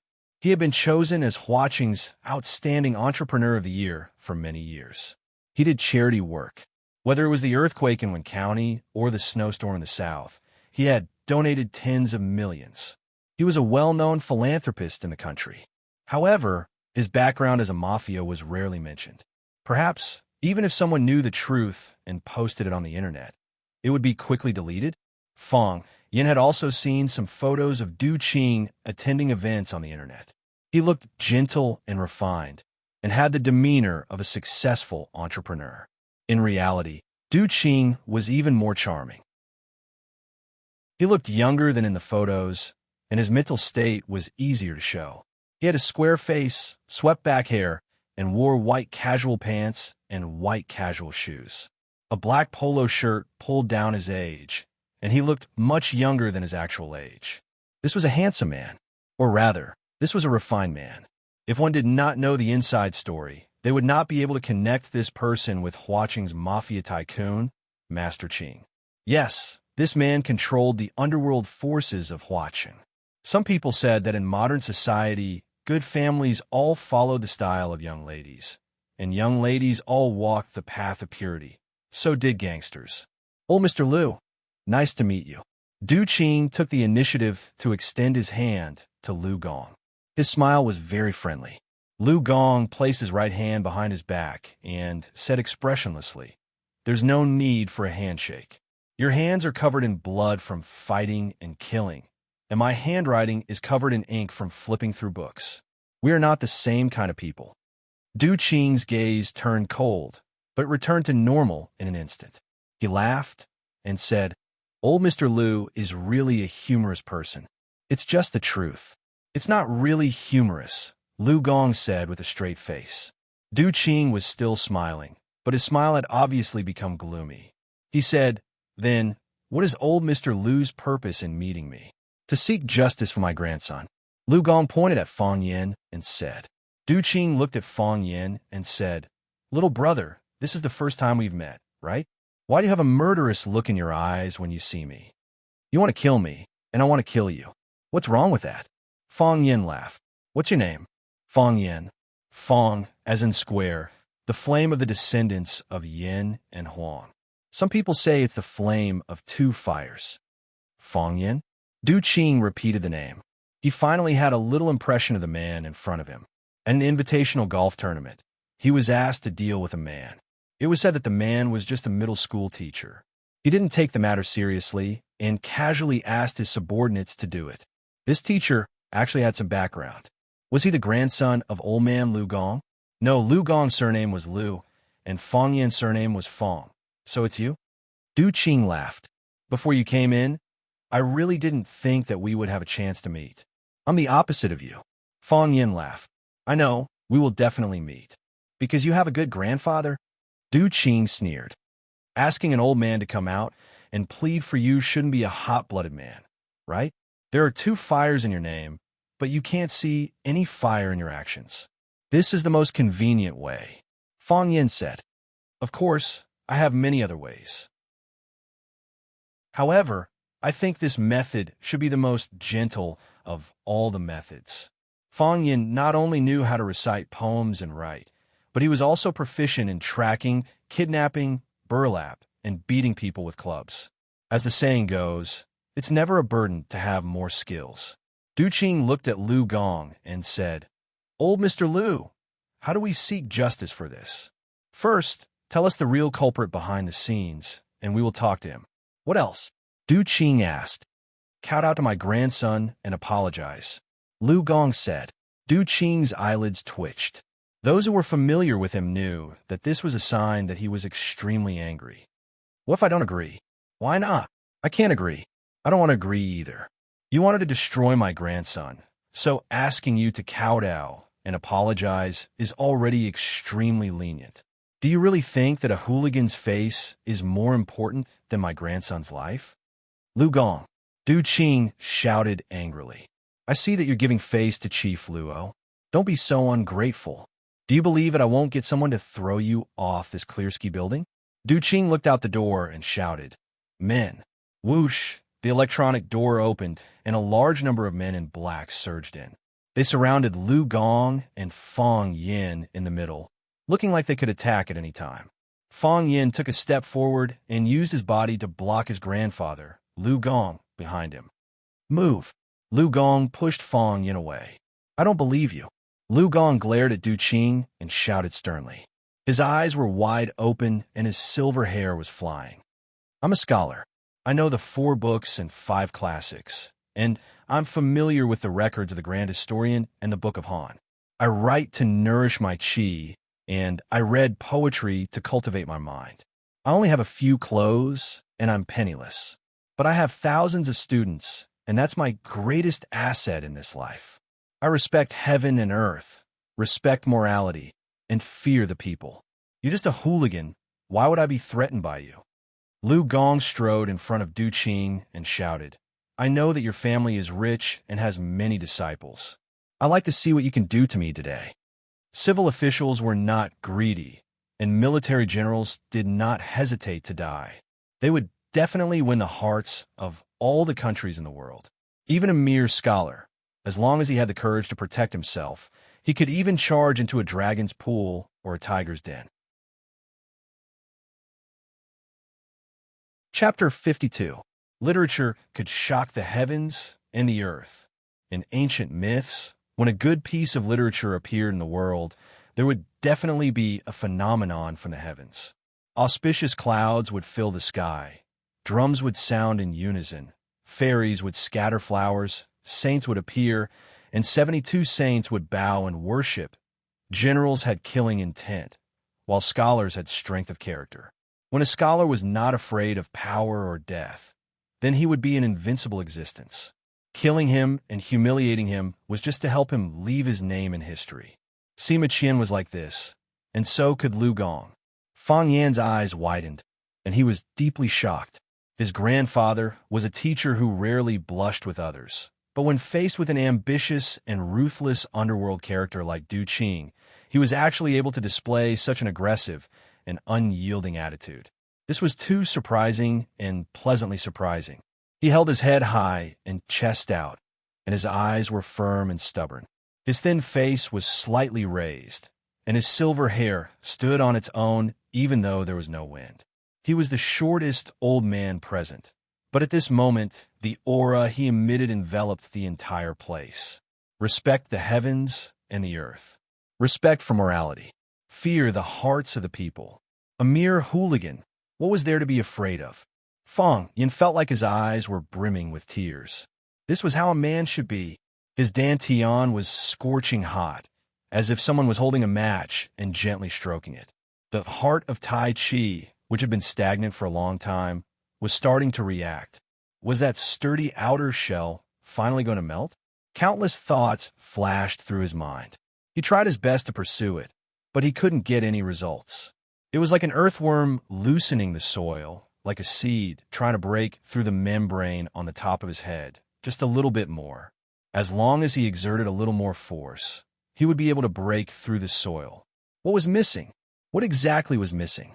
Seeing Lu Gong's overbearing manner, Du Qing was extremely angry. How many years had it been? No one dared to clamor in front of him. Of course, there had been someone who didn't know the immensity of heaven and earth. Later, on his way back, he had collided with a truck loaded with sand and stones. He had died on the spot, and the truck driver had abandoned the car and fled. How could there be so many coincidences in this world? Some coincidences were heaven's will, while others were human's will.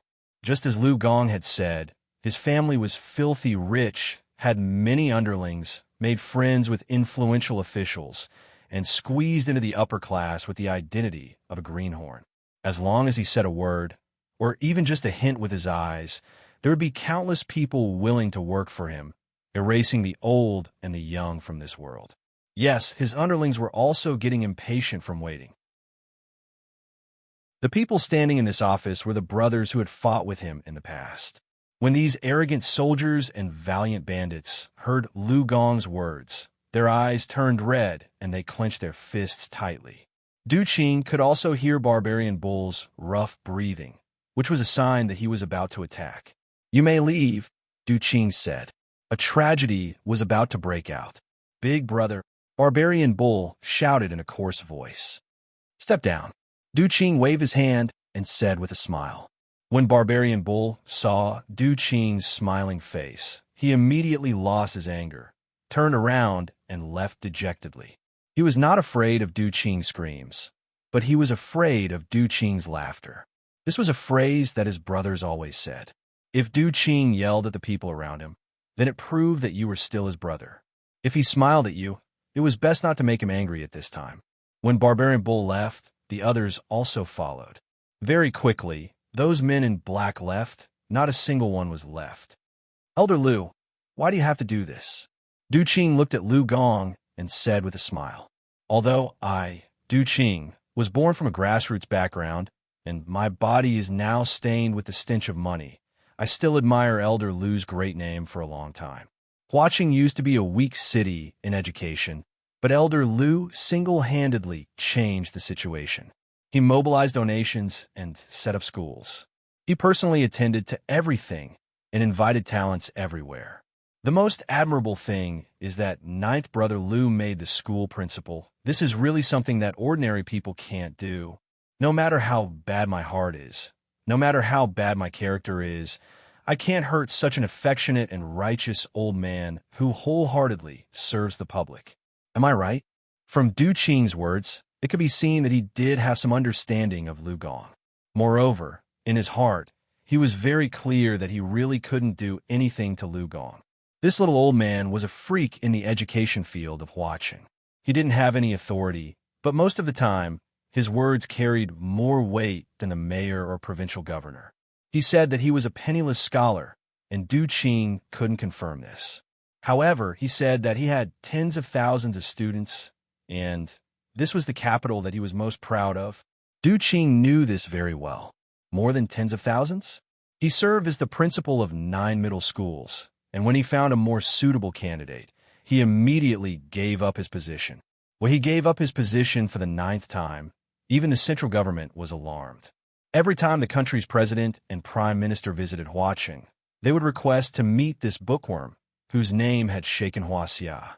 As the principal of 9 schools, how many students did he have?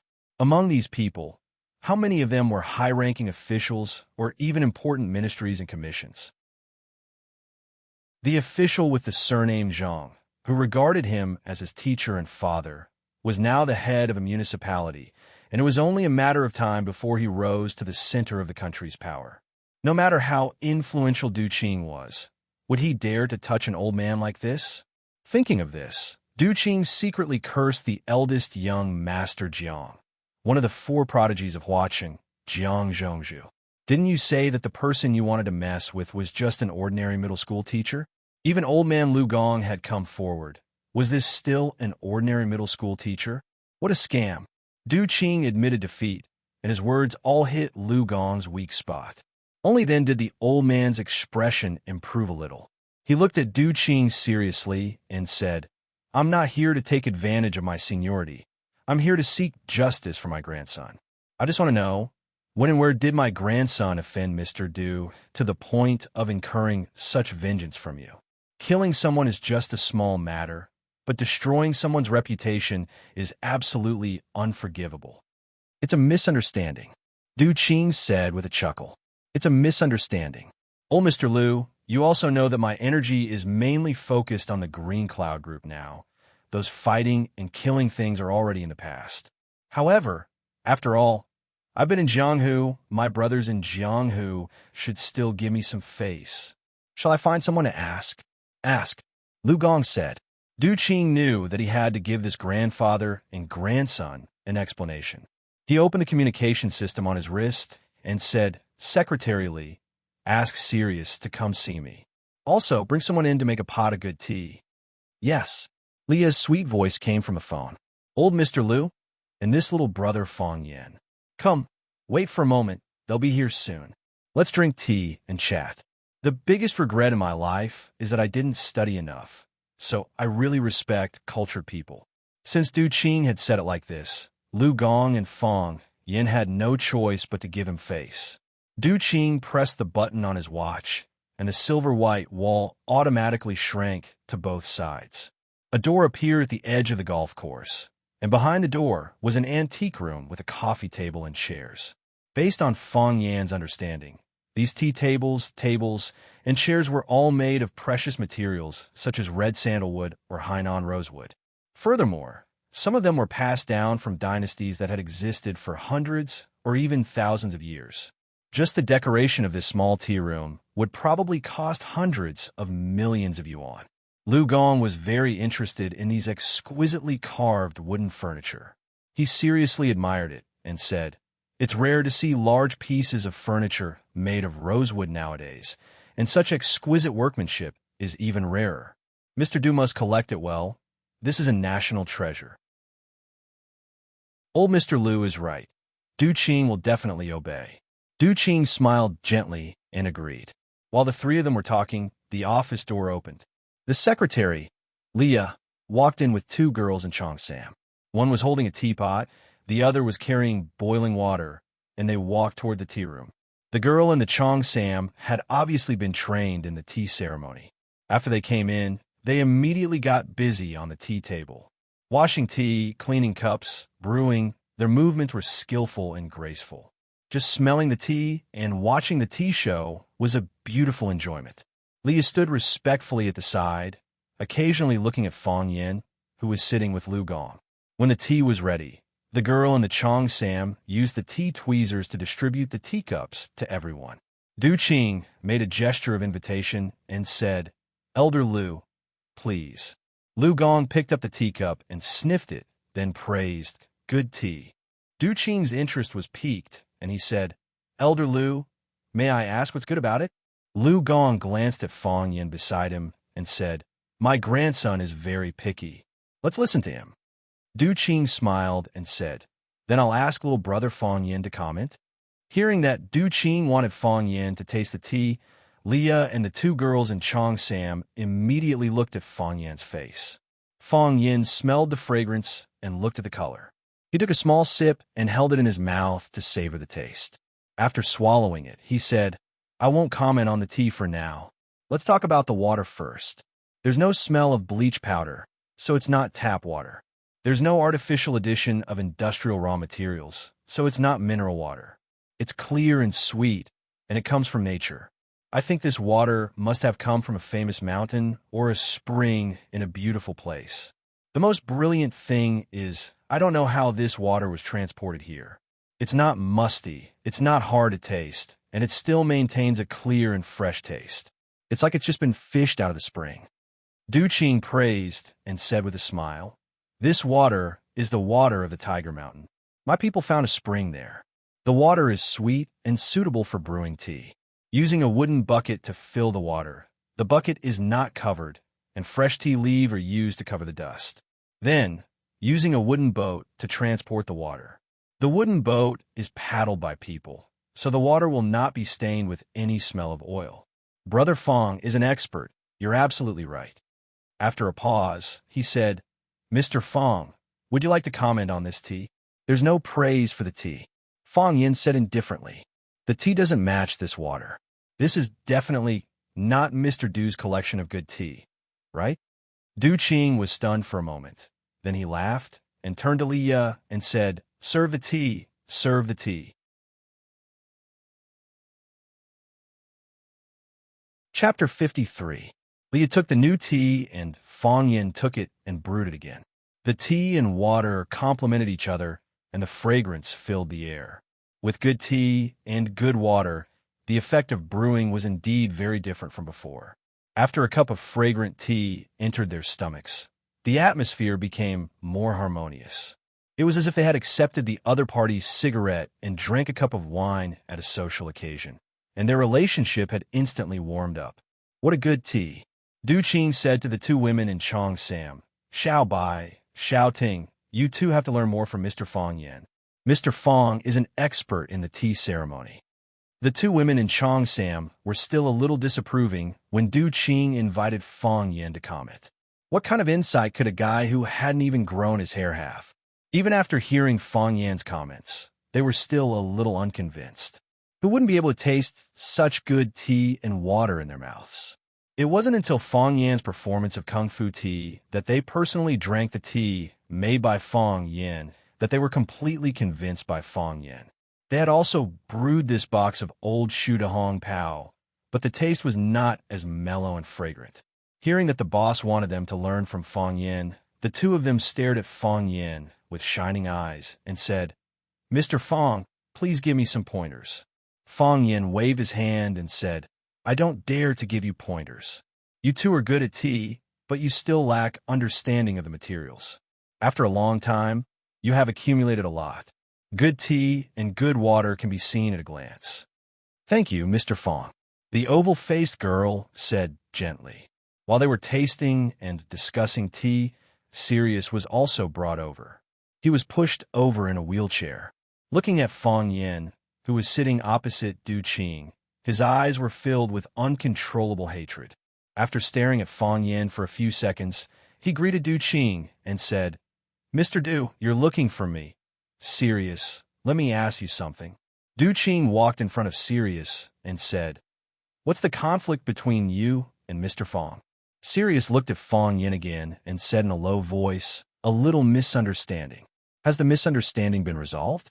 Yes, Sirius said. Someone had informed him before he came. So how could he dare to speak carelessly? Will there be no problem in the future?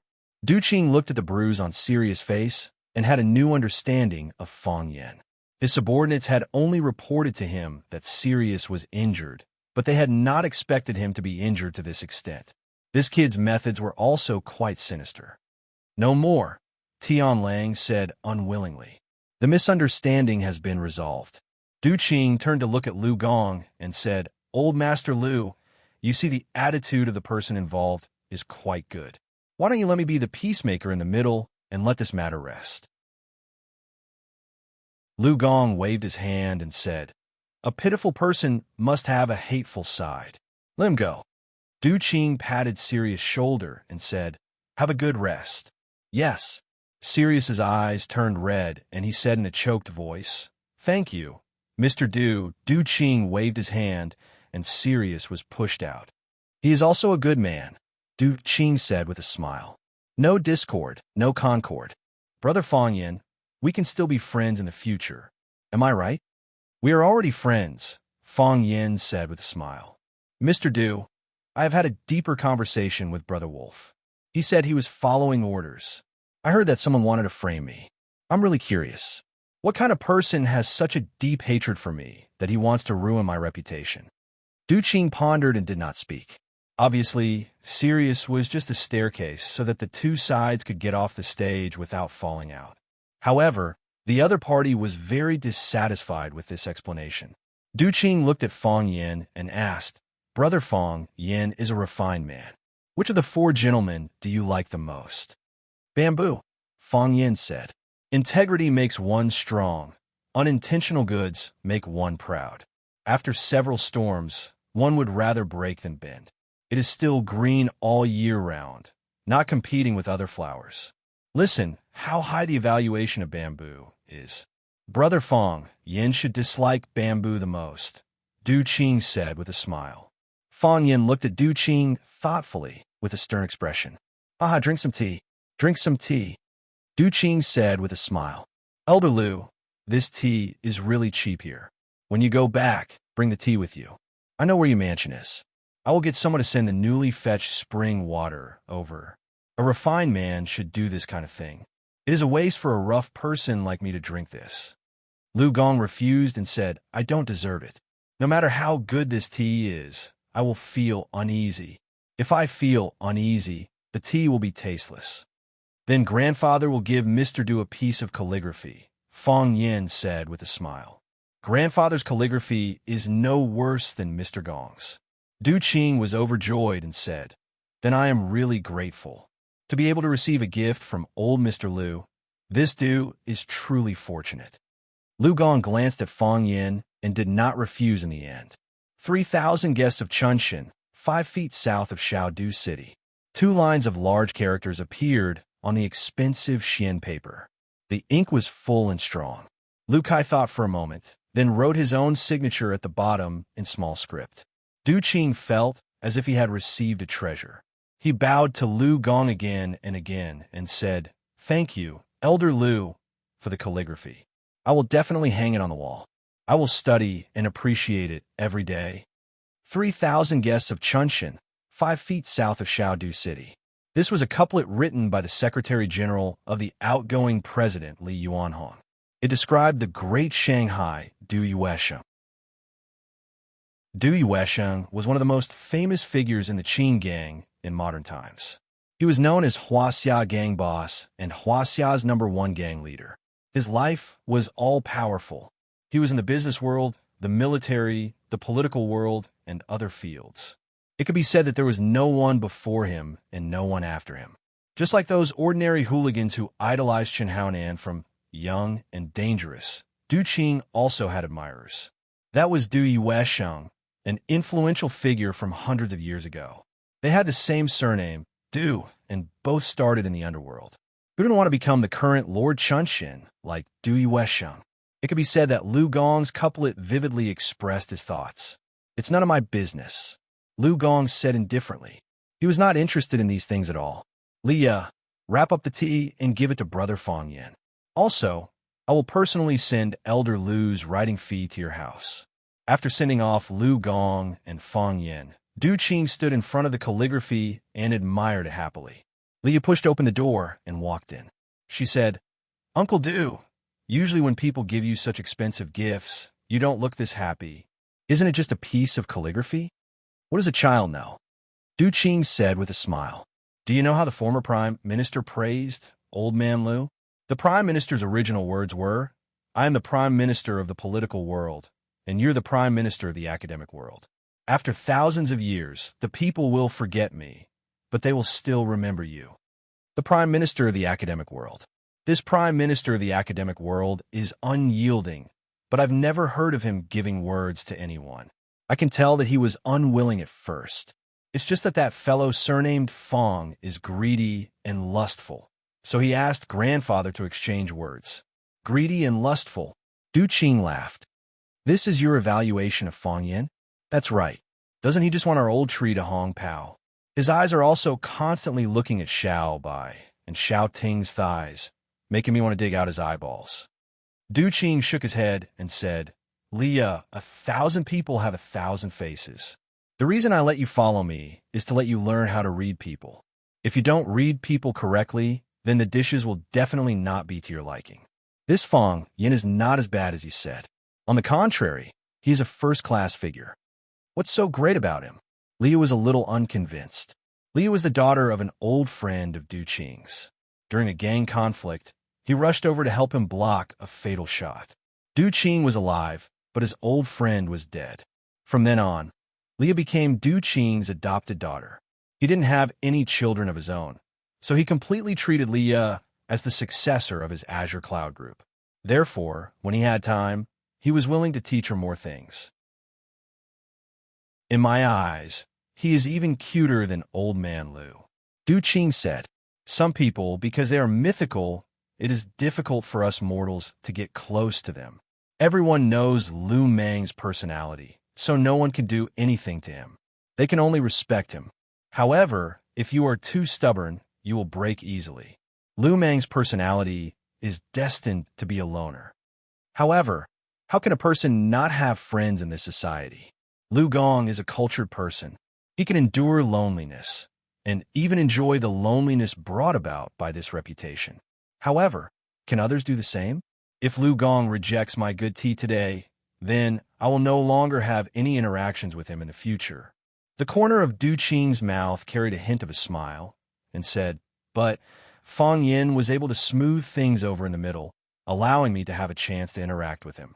I will give him tea, he will give me calligraphy and paintings, and then I will find an opportunity to go to the mansion to give him a brush fee. Wouldn't everyone be familiar with each other?" "But why are you doing this?" Leah asked. "Those cultured people always look down on us. Why should we make friends with him?" "It's not that I want to make friends with Lu Gong." Du Qing laughed. "It's Fang Yin who wants to make friends with me. His grandfather could isolate himself from the world, but he couldn't. He doesn't have the face, the scene, or the feelings, but I do." Leah rolled her eyes and said, "Why are you men's thoughts so complicated? Isn't it better to just say it out loud? Aren't you afraid of getting dizzy?" Du Qing shook his head helplessly and said, "There are some words that whoever says it will be at a disadvantage." Du Qing pointed to his head and said, "I have to comprehend." After a pause, he smiled with a playful expression and said, "Isn't that good?" Jiang Zhulu against the fire above. Flower City has been quiet for a long time. It should be lively now, right? Chapter 54. Lu Gong was a legendary figure in Hua Qing's education circle. He was called the Prime Minister of the academic world by the former Prime Minister. He was frequently received by national leaders, both at home and abroad. From this, one could see how high his status was. A few decades ago, Huaxia's Guangnan was a weak province in education. Compared to some of the northern provinces with big college entrance exams, the number of students who could get into famous schools could be counted on one's fingers. After Lu Gong returned from studying abroad, he immediately threw himself into the cause of strengthening the education system in Huaxia. He carried out a reform of the education system. He led various channels, such as government investment and private donations, to raise funds for the education industry. He invited outstanding talents from all over the country and even the world to take up important positions. He successively served as the principal of Huaqing High School, Huaqing Second High School, Third High School, Ninth High School, Guangnan First High School, and Huaxia Normal University High School. He was not greedy for money or power. When he found that someone was more suitable than him for the position of principal, he immediately gave up his position. Rosefinch Secondary's predecessor was Huaqing 29th High School. It was also the school where he served as the last principal. 29th High School was the worst school in Huaqing. Whether it was the school environment or the students' results, it was ranked last. He proposed to reform the school and introduce private funds to build an elite school. The government accepted Lu Zhang's suggestion, and number 29 High changed its name to Vermilion Bird High School. After receiving funding from the outside world, the school's environment was remodeled, and outstanding teachers from society were recruited with generous salaries. After more than 10 years of hard work by countless people, it was finally built into a school that was second to none in Huaqing, or even all of Huaxia. In the past few decades, the education industry in Huaxia had also greatly improved. Every year, there were countless students who got into the top 10 schools in the country. There were also many students who were specially recruited by famous foreign schools. Lu Gong was old and tired. After resigning from his position as principal of Rosefinch High School, he stayed in his old house by the Sparrow River to live out the rest of his life. Rosefinch Secondary later built a new batch of teaching staff rooms and prepared a small courtyard for the school leaders. Lu Gong did not want to move into these new houses. He still lived in the small building he used to live in. Fang Yin followed his grandfather into the courtyard. A kind-looking old lady quickly came out and said with a smile, "Fang Yin, you and your grandson went out. You haven't had breakfast, right?" I drank a lot of tea, Lu Gong said. Do you have sweet potato porridge? It's still in the pot. I'll cook it for you. No need. Porridge is fine, Lu Gong said. Fong Yin, have a bowl too. Fong. Fong Yin and Yin. Lu is the old lady. In the past, Fong Yin had always lived in the north, and the old couple rarely had the chance to see him. Now that her grandson had come to work for them, she naturally had to take care of Fong Yin's daily life. Whatever. Lu Gong waved his hand and said. The old lady happily went to stir-fry some side dishes. Fong Yin and Lu Gong sat at the dining table, and each filled a bowl of sweet potato porridge to eat. Grandma's porridge is really good, Fong Yin praised. Lu Gong raised his head and glanced at Fong Yin. He carefully chewed the food in his mouth without saying a word. Fong Yin understood his grandfather's meaning and tactfully shut up. He knew that his grandfather adhered to the habit of not talking while eating or sleeping. When eating, he didn't like to talk or listen to others. Grandma's movements were swift, and she quickly brought out two side dishes that went well with the rice. One was lettuces, and the other was stir-fried green beans with meat. Fong Yin ate to his heart's content and went to get another bowl of porridge. Lu Gong put down his bowl and chopsticks, indicating that he was already full. Fong Yin ate another bowl of appetizers before putting down his chopsticks in satisfaction. Follow me to the study, Lu Gong said. After that, he stood up and left. Okay, Fong Yin agreed. You just dropped the bowl. Why don't you let me sit down and rest? Grandma complained while cleaning the table.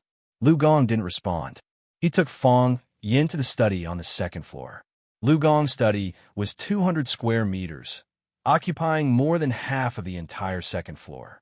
The other half was the balcony, where he could sit down and drink tea, smoke, or play 5 animal frolics twice to exercise.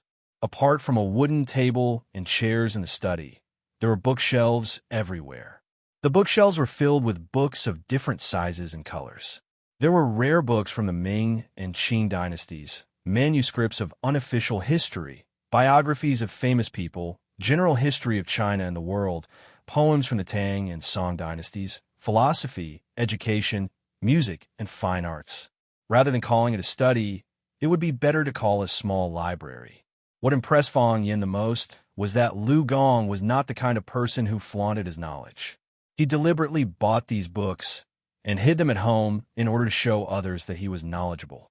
He was a real book lover. He had read most of these books and even made a lot of comments and wrote dozens of reading notes in them. The reason why Lu Gong retired early was that he felt neglected by these old friends. Fong Yin didn't have many opportunities to come to the south, and he had only been able to enter his grandfather's study a few times. He looked at the huge study enviously and reached out to take a thread-bound book called Zongtong's Anecdotes from the bookshelf. Stop! Lu Gong shouted. Fong Yin quickly withdrew his hand and looked at Lu Gong in confusion. Wash your hands first. Lu Gong pointed to the corner and said, My hands are clean. That's what you think. Fong Yin smiled bitterly. He had to wash his hands and wipe them with a white towel before he dared to touch these little treasures. Every book is the author's painstaking effort. You must have respect for words. Lu Gong educated him. I understand. Fong Yin looked at the romantic history of Lu Sanbian in his hands and was immediately filled with respect. Lu Gong sat down in front of the desk and looked at Fong Yin. Fong Yin, you want to make friends with Du Qing? It's not exactly making friends. Fong Yin smiled. He walked in front of Lu Gong and explained, It's borrowing each other's power. He wants to borrow your power, and I want to borrow his power. Just teach and educate people. Borrowing power? Fong Yin smiled bitterly and said, Grandpa, that's what I thought too. But didn't you see the actual situation? I didn't provoke anyone to be my language teacher, but they did this to me. 2 fists are no match for 4 hands. No matter how strong the boss is, it can't withstand a group attack. There has to be a teammate to help at the critical moment. Even if they don't help, it's fine to stand at the side and shout. Lu Gong pondered and said, Have you found the person behind the scenes? I've finally found it, Fong Yin said. Who is it? Lu Gong's eyes were sharp as he said coldly. Fong Yin knew his grandfather's stubborn temper. If he knew who the enemy was, he would definitely fight them to the death. He was strict with himself, but he also doted on him. "Grandpa, leave this matter to me," Fong Yin said with a smile. "If you let an old man handle everything, wouldn't it make your grandson seem incompetent?" "Be careful," Lu Gong reminded him. "It's not like before." "I understand," Fong Yin agreed. "Teach and educate people well and bring out a few good seedlings. I don't expect you to make all the students in your class great. I also know that it's not realistic. However, if you can bring more good students out, you will be making a great contribution to society." Lu Kin tried his best to persuade him. He had been an educator his whole life, so as long as there was a chance, he would educate people. This was also the reason why his grandmother had repeatedly asked Fong Yin to stay, but he still insisted on renting a house outside. He wasn't afraid of his grandfather and father who knew martial arts, but he was afraid of his grandfather who was a scholar who didn't even have the strength to trust a chicken. "I will work hard to learn from you, Grandpa." Fong Yin took the opportunity to flatter him. Lu Gong's expression looked better as he said, "I didn't approve of you learning martial arts in the past. In times of peace, what's the point of learning those fighting and killing skills all day? Isn't it enough to practice the 5 animal frolics and do a few rounds of Tai Chi every morning? Reading more is the right way. You will naturally have a scholarly air." "You're right, Grandpa." Fong Yin thought of the burning feeling in his dantian again. He knew that he must have been touched by something, or else this wouldn't have happened. He said, "Grandpa, you faced so many strong enemies today. It made my blood boil. I admire you." "Strong enemies? They're just gangsters." Lu Gong sneered. "They are afraid of me. I don't fear them." Du Qing worked his way up from the bottom, so he naturally knew that life wasn't easy. "What's in it for them to torture my old bones? If only I could do the same as Grandpa," Fong Yin said with a smile. This sentence wasn't completely flattering, but it also had his true thoughts. When he saw his grandfather proudly say, "I know your family is rich and has many disciples. Let's see what you can do to me today." His heart was really touched. "Why can't you do it?" Lu Gong asked. "You've been well-read since you were a child, and your martial arts are superior to your peers. You write well, draw well, know how to play the zither, play the flute. You're smart and observant. You have much more than me and many people. Why can't you do it?" Fong Yin looked at his grandfather in surprise. Why did this old man think so highly of him? "Because you lack spirit," Lu Gong said seriously. "A man can't stand without a soul. The reason why you're a man is not because you're 8 feet tall, but because you have spirit. Napoleon was 5 feet 2 inches tall, but he rode his horse and pointed his sword at the world, becoming a great man of his generation. Fong Yin, you have so many talents. Why can't you get what you want?" "Spirit. You lack spirit." Fong Yin seemed to be possessed, and his mind kept repeating this sentence. The burning feeling in his dantian became stronger again, as if it was burning a hole in his flesh. His forehead was dripping with sweat, and his face became extremely ugly. Boom! There was a sharp pain in his mind, like fireworks exploding in a galaxy. The sky was full of stars, dazzling. Chapter 55. Seeing Fong Yan's strange expression, Lu Gong didn't ask. Instead, he stood up and shouted, "Fong Yan, what do you want?" "What do I want?" Fong Yan had a splitting headache. "What do I want? What do I want? Do you want the world or the beauty? Do you want to be at the peak of martial arts or be admired by thousands? Do you want to leave your name in history or be a teacher? Tell me, what do you want?" Fong Yan hadn't thought about it. He had never thought about it. Since he was a child, he had been learning all kinds of skills under the arrangement of his family. Tai Chi sans ho, zither, chess, poetry, painting, and tea. When he first sparred with Yi Ro, his only goal in life was to defeat Yi Ro. For this goal, he had worked hard for countless days and nights. However, he didn't know whether it was because he didn't have enough talent or hard work. Year after year, he was defeated by Yi Ro again and again. He couldn't even achieve this only goal. Especially in the last 2 years, his Tai Chi stage didn't improve, but seemed to be stagnant. Of the 11 stages of Tai Chi, he had originally cultivated to the 4th stage, floating clouds and willow catkins without roots, flying with the vast heaven and earth.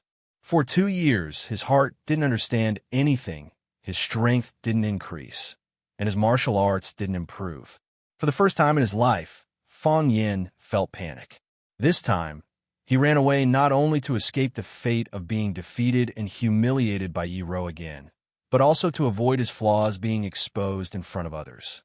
He was the hope of the Fang family. He didn't want to see everyone disappointed. He was proud. He was as proud as Yi Rou. He had a proud heart, but he was always slapped in the face by Yi Rou. This made him gradually become shameless. However, these were all given to him by others or his family. What do I really want?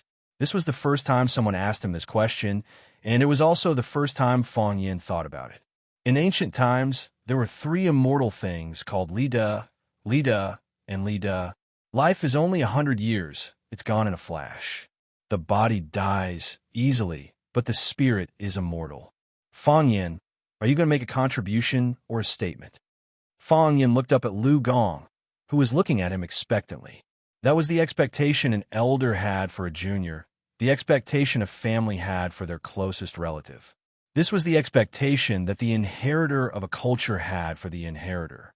Fang Yin's mouth opened slightly, but no words came out.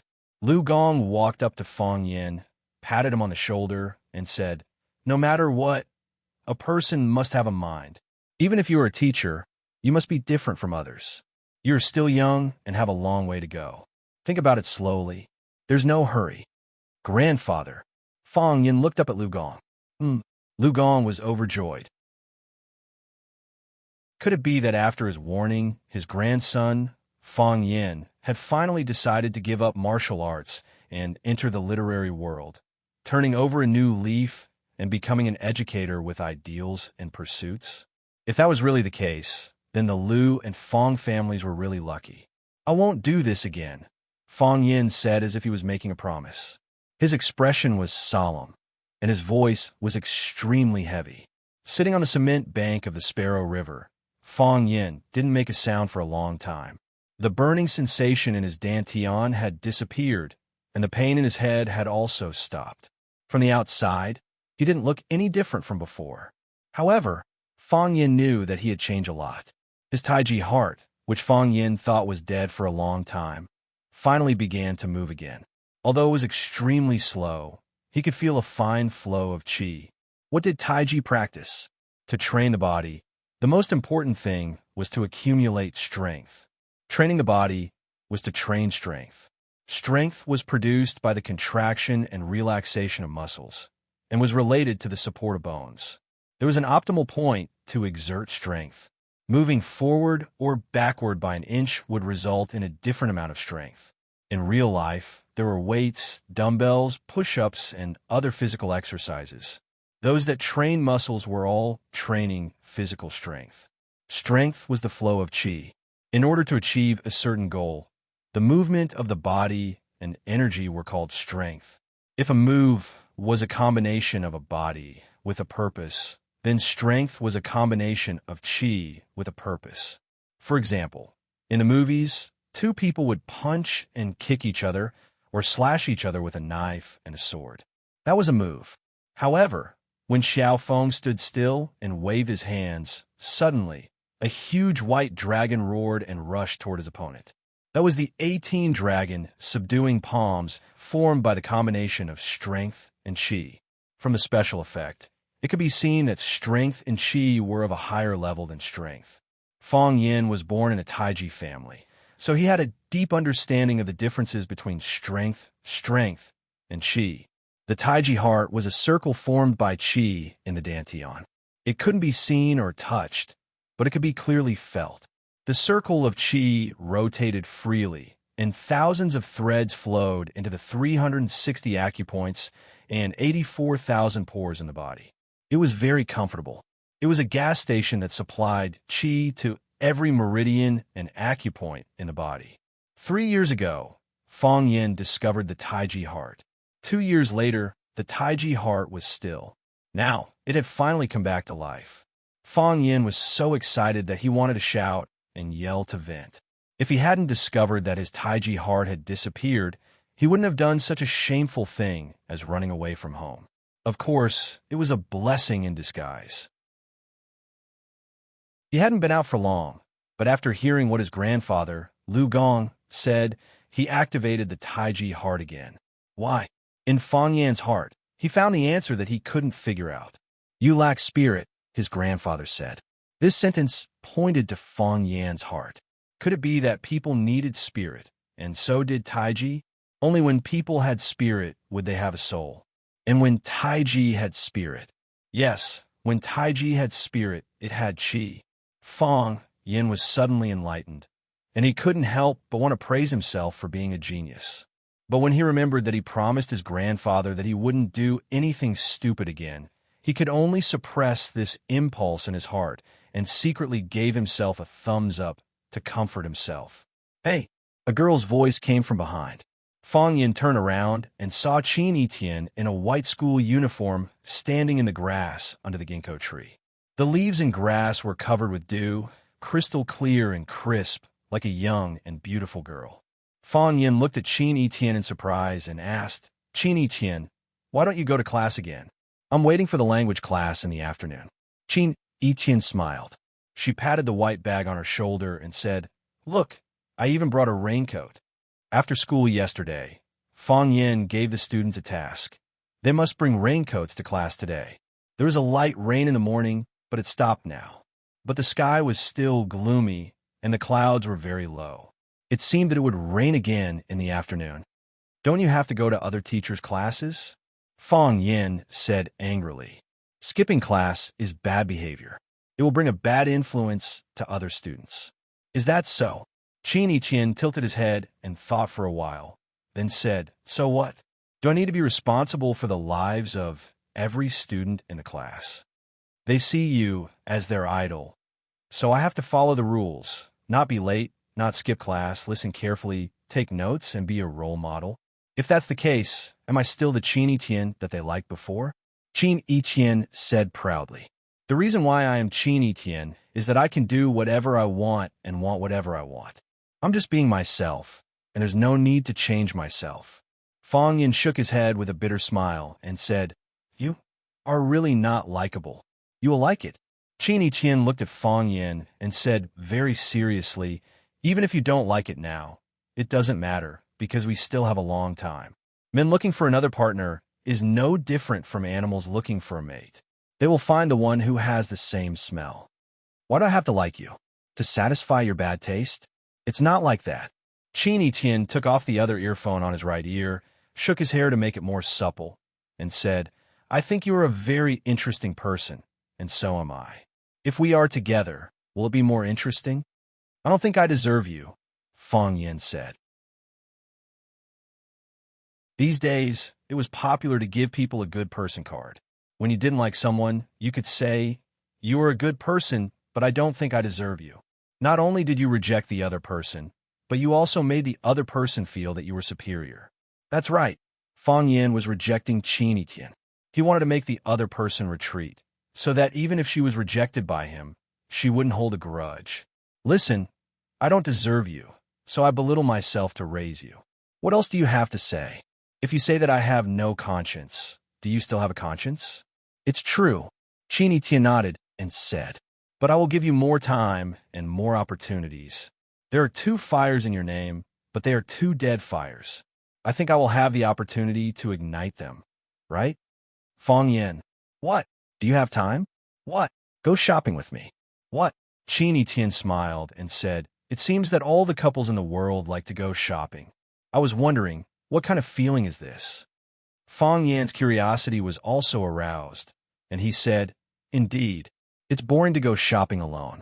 If 2 people go shopping, will there be any difference? Can we get a discount when we eat and buy things? Oh, the merchants really know how to do business. Chapter 56. Today was really not a good day to go shopping. The sky was dark, and the clouds were getting lower and lower. The cold wind blew on his body, and his hair and face were unconsciously soaked by the sporadic rain falling from the sky. There were no bright smiles blooming in the sun, No suspenders showing beautiful collarbones and slender necks. No beautiful legs wrapped in black stockings. Oh, there were a few beautiful women who were not afraid of the cold and insisted on bringing benefits to people. Fang Yin sincerely admired them in his heart. They didn't travel because of the long journey. They didn't fall in love because they were hurt, and they didn't wear black stockings because the weather was cold. These behaviors were all hooligans. Because of the weather, there were few people on the pedestrian street today. Fang Yin, who was wearing a black buttonless Chinese tunic suit, and Qin Etienne, who was wearing a white school uniform and blue trousers, walked side by side, very eye-catching. Fang Yin was delicate and handsome, and he always had a smile on his face when he walked. He raised his head slightly, looking quite proud, as if he had just beaten Yiruru hard, instead of being beaten by Yiruru and running away from home. Qin Etienne was like a lotus flower in clear water, without any makeup. But that face without makeup gave people a soul-stirring beauty. She had shoulder-length hair and a slender figure. What was more outstanding was her temperament, walking in the crowd like a queen inspecting her subjects. She didn't say anything, didn't do anything, just walked on quietly. However, everyone couldn't help but cast their eyes on her. A talented man and a beautiful woman, a match made in heaven. Probably this was the scene they were talking about. Because of the lack of business, many salespeople and owners of stores were looking out. There was surprise and envy in their eyes, but most of them were admiration.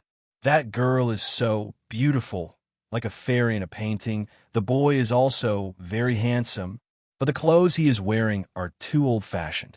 If he changed into our new sweatshirt, it would be more matching. It was just a simple matter of a man taking a girl out for a walk, but it had become the material and seasoning of their discussion. Qin Etienne was very tall, almost reaching Fang Yin's chin. Fortunately, she was tall. Otherwise, she would not have been able to control her innate aura of supremacy. I really don't know what's so great about her, Fang Yin thought to himself. Just because she's pretty, strong, and good at her studies, she can be so arrogant? If that's the case, shouldn't I write a sign around my neck with the words, "I am Teacher Qin Etienne," Fang Yin written in red? Did Fang Yin do that? No. Therefore, Mr. Fang was actually a very low-key man. As they walked, Qin Etienne suddenly handed his white handbag to Fang Yin. Fang Yin looked at her in confusion and asked, "Why?" The boys seemed to give the girls their backpacks, Qin Etienne said, pointing at the few couples on the street. Fang Yin studied it carefully. It was exactly the same as what Qin Etienne said. The girls were shopping happily, and the boys were carrying female bags, not knowing whether to laugh or cry. Must it be like this? Fang Yin asked. Qin Etienne did not answer. She looked at Fang Yin and nodded lightly. Her smile was faint, indifferent, and elegant. Ba ba ba. Fang Yin quickly spat in his heart. What's wrong with me? Why do I always think of words like noble, elegant, and tall when I'm around this girl? What's so elegant about a smile? I'm being cheap. Fang Yin scolded himself in his heart. I must stay true to myself. I can't be easily bewitched by this little fairy little witch. Fang Yin took Qin Etienne's white bag and carried it on his shoulder. He looked at it carefully and was happy. This bag matched him quite well. When they walked to the door of a Hong Kong-style fishball restaurant, Qin Etienne stopped again. Hungry? Fang Yin asked. No. Qin Etienne shook his head. Then what do you want to do? Qin Etienne pointed at the couples who were lining up and said, It seems that they all like to eat this. You go and line up too. Fang Yin and Qin Etienne, each holding a bowl of fish balls in their hands, stood at the door of an Italian restaurant. Fang Yin chewed the hot fish balls and asked, Miss, can we go in and eat together? Is there a discount? The waitress nodded with a smile and said, Sir, our restaurant is having a promotion. Today is the last day. If 2 people eat, one of them will get a 50% discount.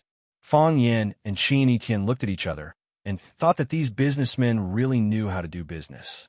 After eating and drinking to his heart's content, Fang Yin went to the washroom. When he came back, Qin Etienne was paying the bill with his card.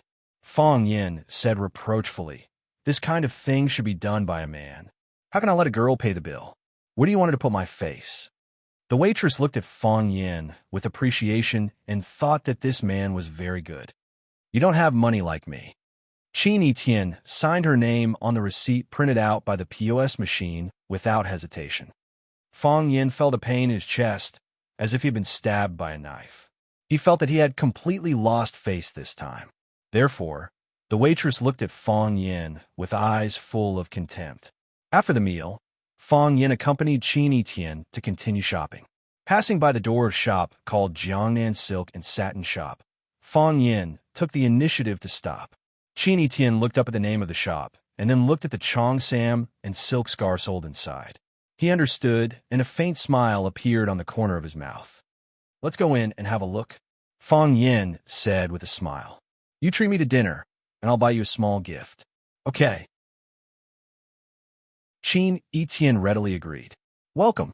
The staff of the silk and satin shop were all wearing tang suits, and the women were all wearing cheongsam, which looked quite retro. A saleswoman greeted them and asked with a smile, Sir, miss, please feel free to look around. We have a lot of new styles in our shop. Fong Yin looked around and said, I want to buy a cheongsam for my friend. Is there a suitable one? The saleswoman had already seen Qin Etienne beside Fong Yin. Such a beautiful girl could not be ignored by men and women. She said, why not? To be honest, I haven't seen a woman with more temperament than this lady. She looks good in any clothes. Then let's go out and buy a set of sportswear. Fong Yin joked. No. The saleswoman knew that she had said the wrong thing and quickly asked them to stay. This lady, call her a girl. She is still a student. Fong Yin corrected her. Okay, this girl, her temperament is so good that she looks good in any clothes. However, the cheongsam in our shop can have a kind of icing on the cake effect on her. If she goes out in our cheongsam, she will definitely be charming, and the number of people turning their heads will be hundreds of times.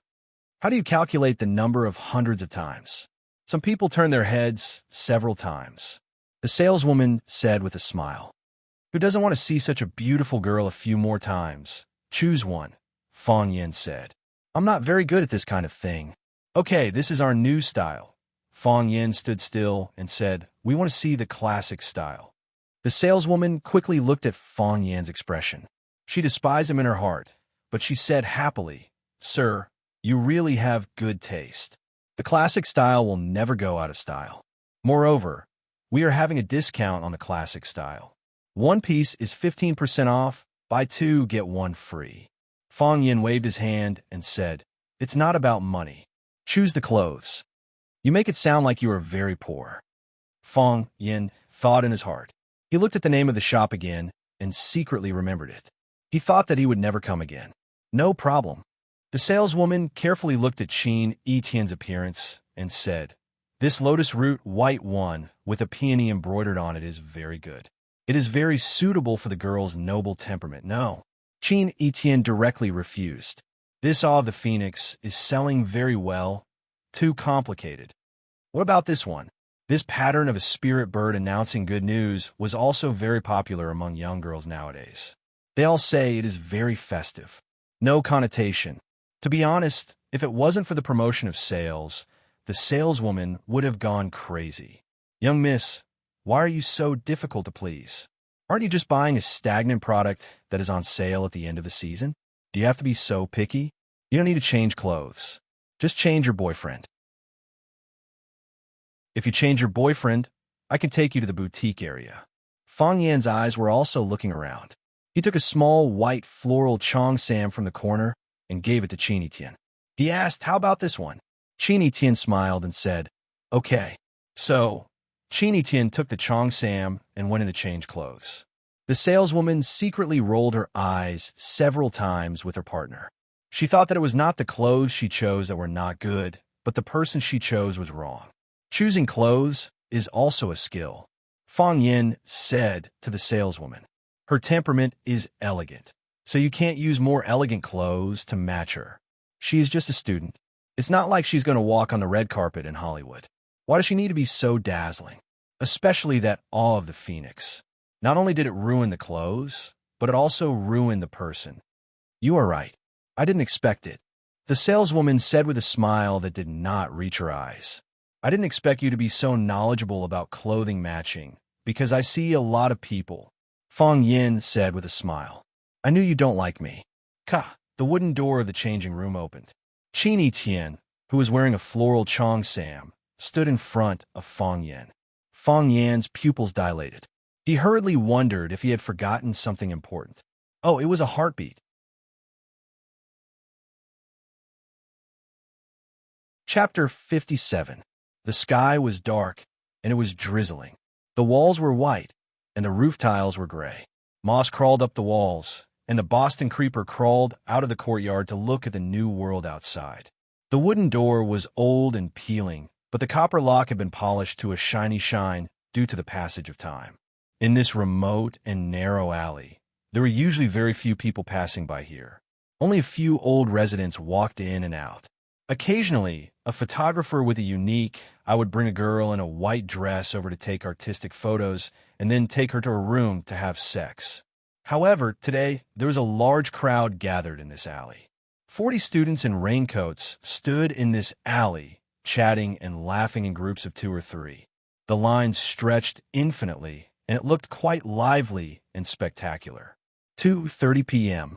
It was the time for classes at Rosefinch Secondary. A student looked at his watch and said, Huang Haoran, why isn't Mr. Fong here yet? It's almost time for class. That's right. He asked you to bring us here, so why isn't he here yet? Don't worry, everyone. Mr. Fong must have gone to borrow a boat. Didn't he borrow a boat at Sparrow River last time? Li Hao, are you crazy? This isn't Sparrow River. Where did Mr. Fong go to borrow a boat? Where did he come from if he borrowed a boat? I'm just joking. You really don't have a sense of humor. Huang Haoran frowned slightly, hesitating if he should give Mr. Fong another call to urge him. Zheng Guodong, Liang, and Qintao had also come to class today because they really couldn't take any more days off. Moreover, if they kept taking days off, even if Fong Yin couldn't control them, they would have already lost the war. However, they had learned their lesson and didn't rashly say anything to start a war. Qintao took out a cigarette and smoked it, then took the initiative to light it for Zheng Guodong. He said sarcastically, I wonder what this idiot is up to this time. Maybe it's a surprise? Zheng Guodong laughed coldly. In any case, we'll just follow the plan we discussed. We won't take the initiative to provoke him in order to avoid giving him something to use against us. This time, even Zhang Xiaofeng, that old fellow, stood up to protect him. Even my father is not very easy to talk to. However, if you don't court death, you won't die. With this guy's personality, sooner or later, he'll help us catch him. At that time, we'll kill him in one strike and chase him away. Zheng is right. Liang agreed. Let's just watch from the sidelines and wait for him to make a mistake. Didn't I already make a mistake? Qintao chuckled. It's class time, but the teacher is nowhere to be seen. Do you think we should report this to the school?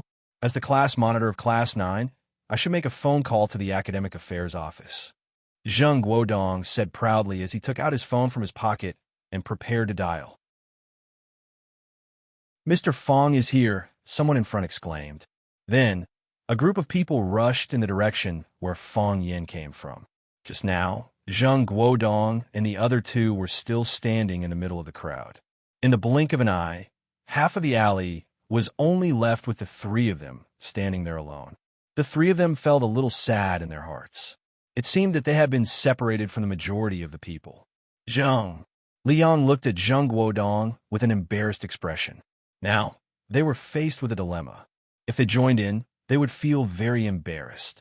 If they insisted, not only them, but probably all the students would feel embarrassed on the class monitor. I still have to maintain discipline. Zheng Guodong said. Yes, that's it, Liang said with a smile. Fong Yin looked at the smiles on the students' faces and knew that they were happy and looking forward to the 2 classes today. This was the effect he wanted. If the students wanted to learn and were willing to learn, there was no need to worry about their grades. Huang Haoran, is everyone here? Fong Yin asked. There are 41 people in the class. Qin Etian isn't here yet, Huang Haoran said. He didn't ask for leave either. Yes, Fong Yin nodded. Qin Etian will be here in a while. Since Qin Etian had already asked for leave from Fong Yin, Huang Haoran had nothing else to say. Fong Yin looked at everyone with a smile and asked, "Now, you should know which text we're going to learn today, right?" "Alley in the Rain." All the students shouted in unison. They were learning Farewell to Cambridge Again on the Sparrow River. It was raining today, and they were brought to this old alley by the language class representative. How could they not know which text they were going to learn today? That's right. Today we're going to learn Alley in the Rain, Fong Yin said with a smile. We've learned Farewell to Cambridge Again earlier, so everyone should have a basic understanding of modern poetry. I've also let everyone try to compose a poem, and quite a few of you wrote quite well. Today, let's strike while the iron is hot and continue to deepen everyone's impression and feeling of poetry. Teacher, are you going to read us a poem? A student asked.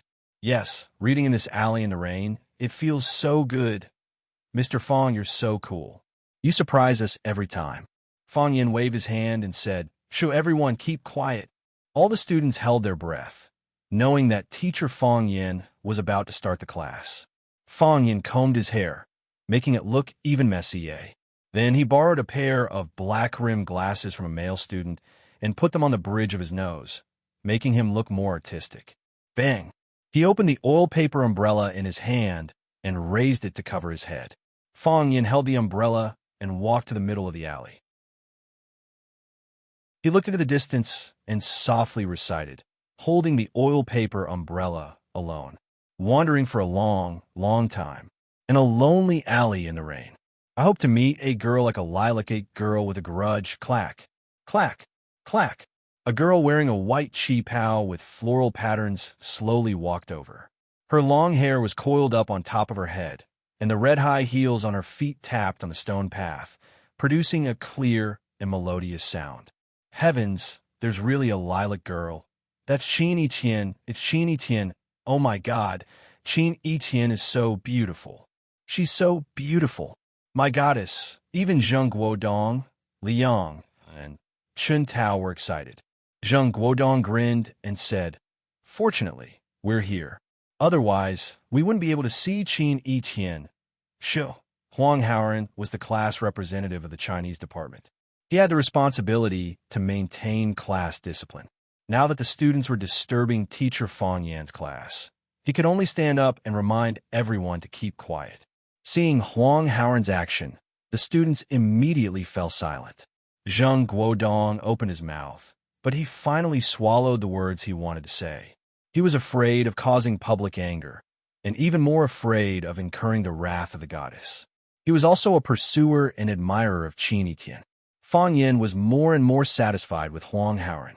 He thought to himself, "I'll hold an election in a few days to promote Huang Haoran as the class representative of the Chinese department.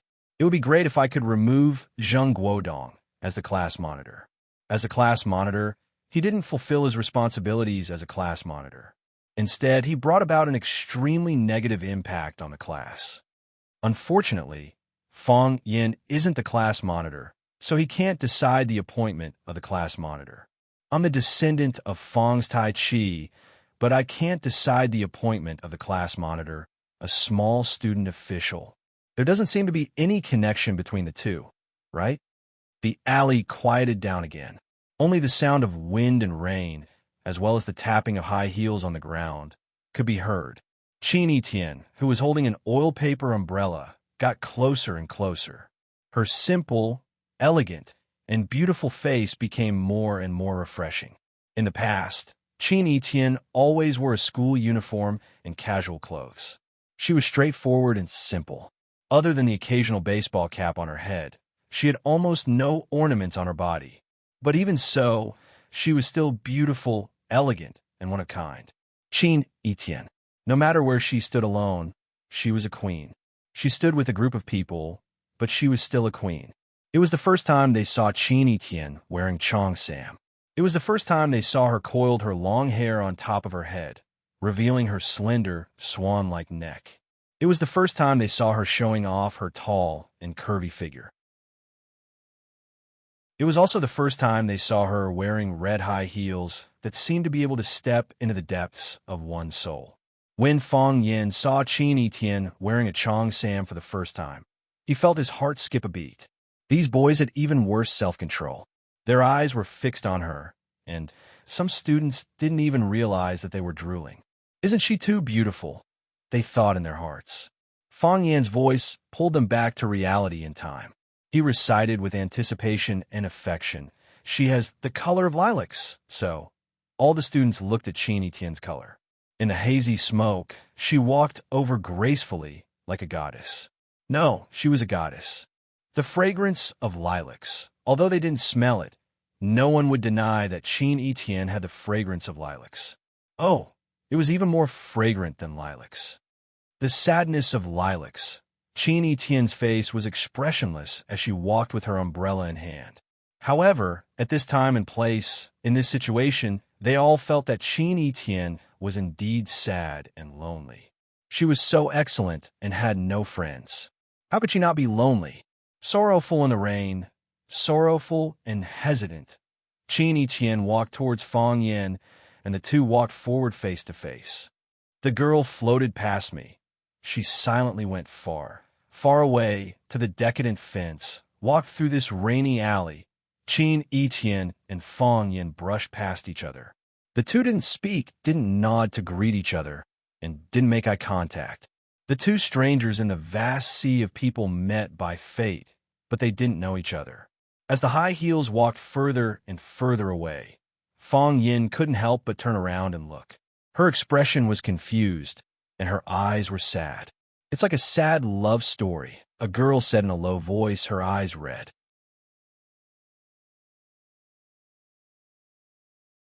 Chapter 58. Poetry emphasized artistic conception. In a classroom filled with white walls, blackboard tables, and chairs, and the stench of sweat and feet permeated the air, shaking one's head and reciting. Was there any artistic conception? Definitely not. This was perfunctory. The teacher perfunctory the students, and the students perfunctory the teacher. They might write down who the author of the poem was, what era it was written in, and the specific historical environment. They also knew that the lilac-like girl symbolized the girl and the yearning for a better life. However, the artistic beauty of the poem itself was ignored. Now, Fang Yin did the opposite. "I won't introduce the author to you, and I won't ask you to write down the year he was born and died. He won't even mention a word about what the poem symbolizes or what the author's feelings are. I'm just reading the poem to you so that you know what kind of poem it is. We put aside all the complicated things and just enjoy the poem." Obviously, the effect of this was very significant. All the students were deeply moved by this scene. They remembered this rainy alley that they didn't even know the name of. They remembered Fang Yin and Qin Etienne walking face to face and brushing shoulders. They remembered the sadness in Fang Yan's eyes when he looked back. The saddest love in the world was when you fell in love with her at first sight, and then she turned around and disappeared. On the bus, in the airport, in the bookstore, in the tourist area, in a strange city, or on a street. Have you ever met such a person? Have you ever felt this kind of regret? You practiced Taoism for 500 years, only to exchange for a passing love. Isn't this kind of thing too cruel? Many female students cried. They were completely immersed in the sadness of never seeing each other again in the poem. They were young and lively, but also emotionally fragile. They longed for perfection and firmly believed that lovers would get married. Someone shouted, "Mr. Fang, hurry up and catch up with her. Ask for her name, ask for her phone number." The boys were also very depressed. They wanted to express something, but they couldn't say anything. Such a simple story, and it wasn't a life and death parting. How could it make people feel so sad? Fang Yin stood where he was and did not say anything. He only waited quietly. The students needed time to memorize and digest. He knew that 1 year, 2 years, 3 years, for years, 5 years, 6 years, more than 10 years, perhaps when their hair had turned white and they could only eat soup, this scene would still appear in their minds. Life is short. How many times can we go out?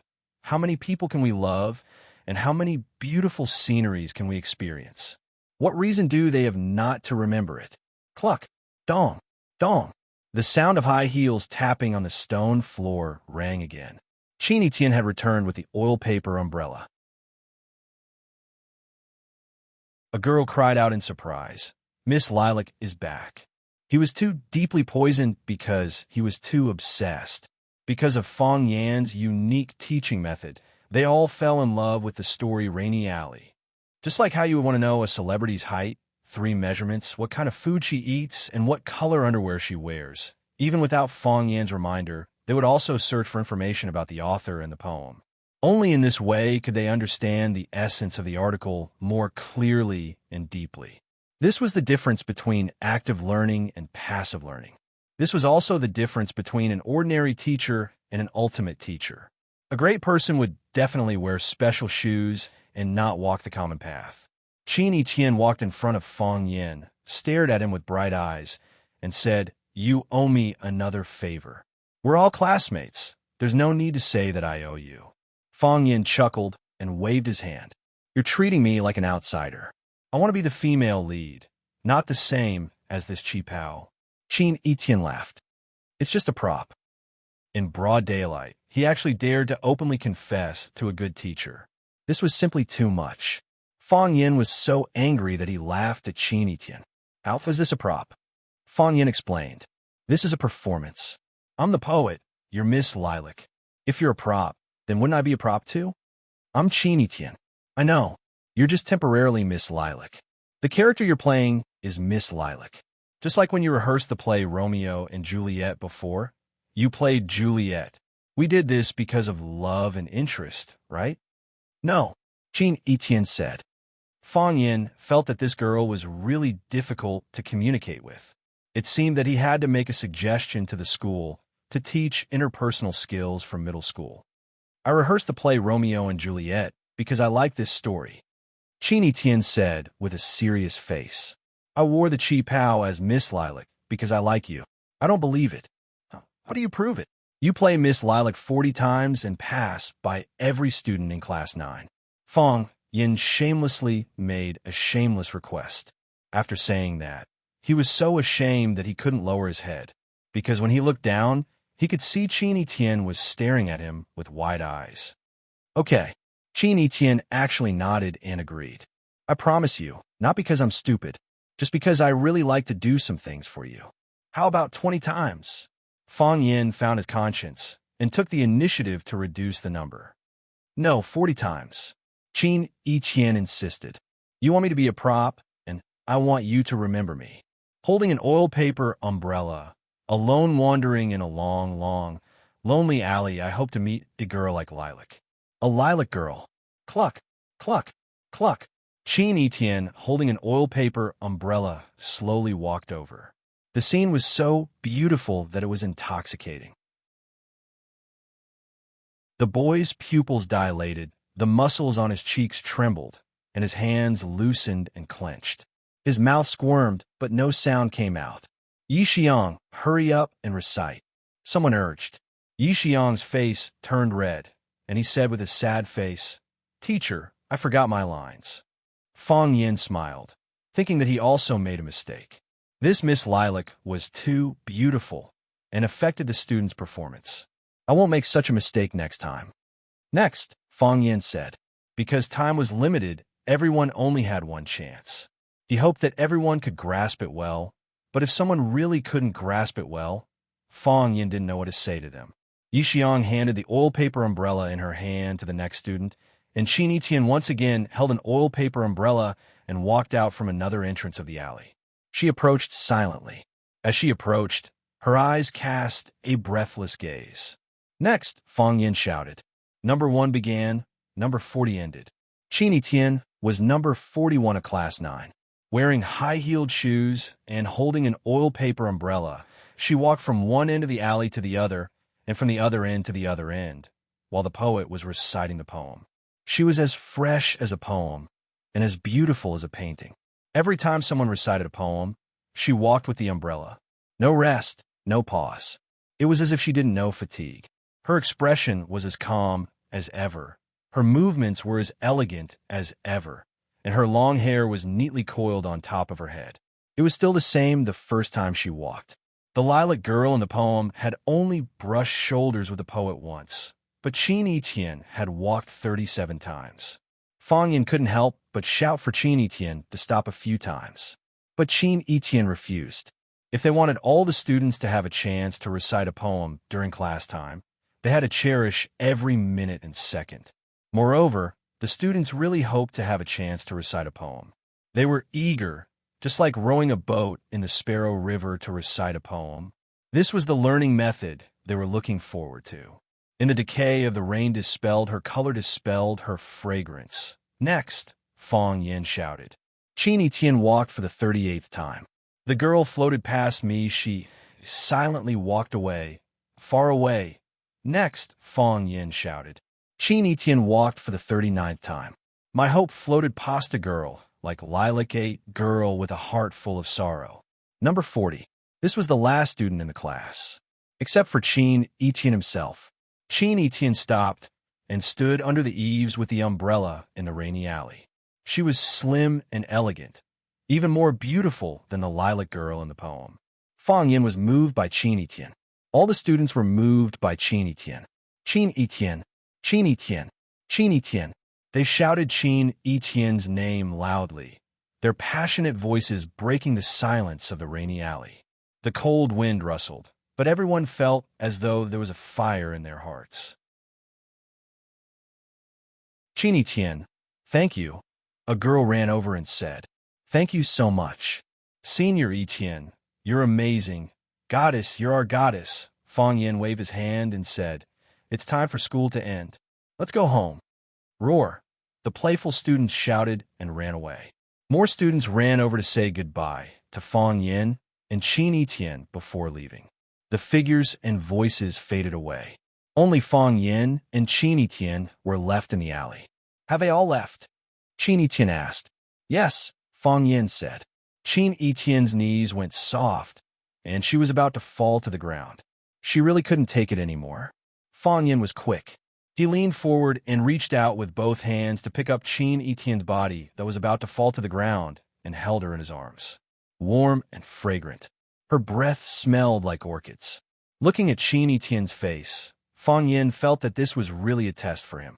But she was his student. Fong Yin quickly looked away. Qin Etienne smiled and said, I'm not a prop. I'm a female lead.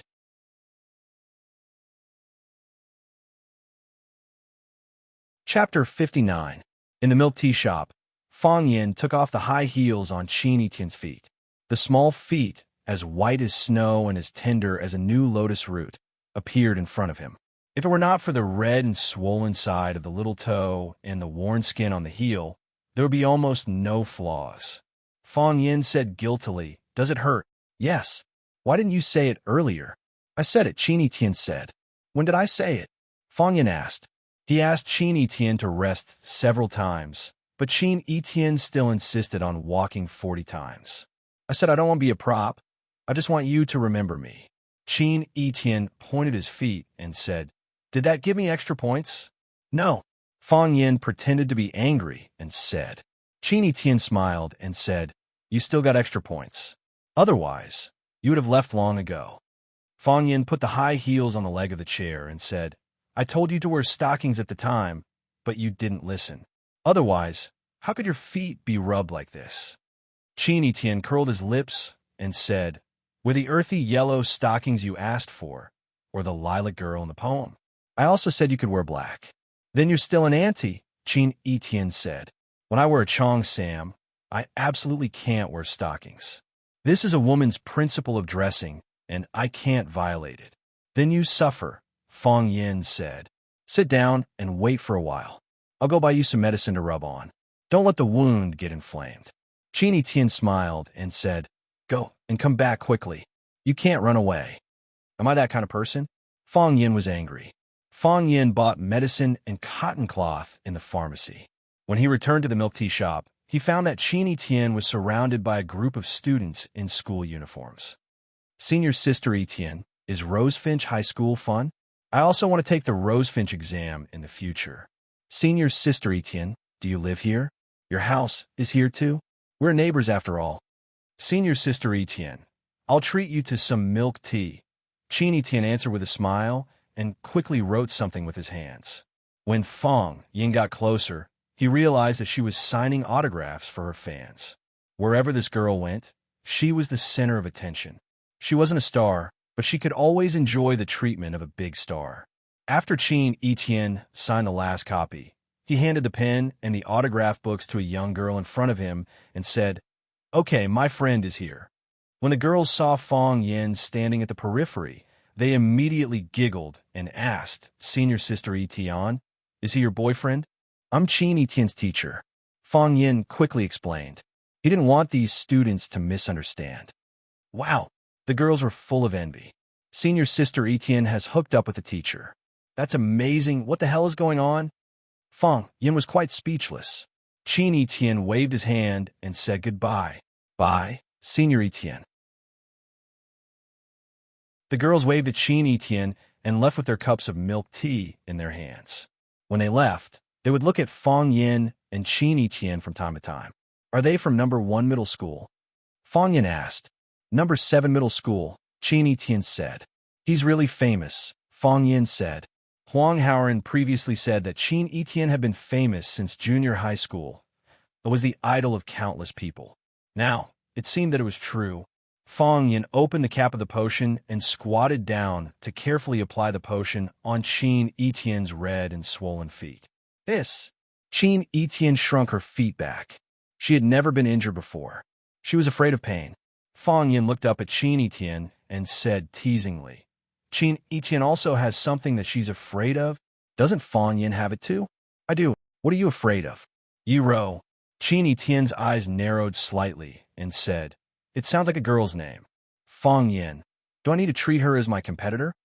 After sending off Qin Etienne, Fong Yin stood at the intersection, feeling lost. This was the intersection where Fong Yin had rented Sister Li's house. The familiar street, the familiar intersection, the familiar steam bun shop, and the black girl who was selling steam buns. Fong Yin accidentally found the old alley when he was walking in this area. So when he saw from the weather forecast that it would rain today, he immediately told his students to bring raincoats to class. Qin Etienne wanted him to accompany him to go shopping, and he happened to remember that he needed a girl. So the two hit it off.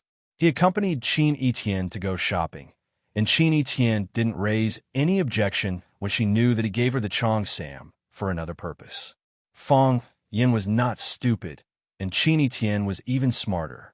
She not only promised to be Fong Yin's model, but she was also willing to be a model for all 40 students in the class.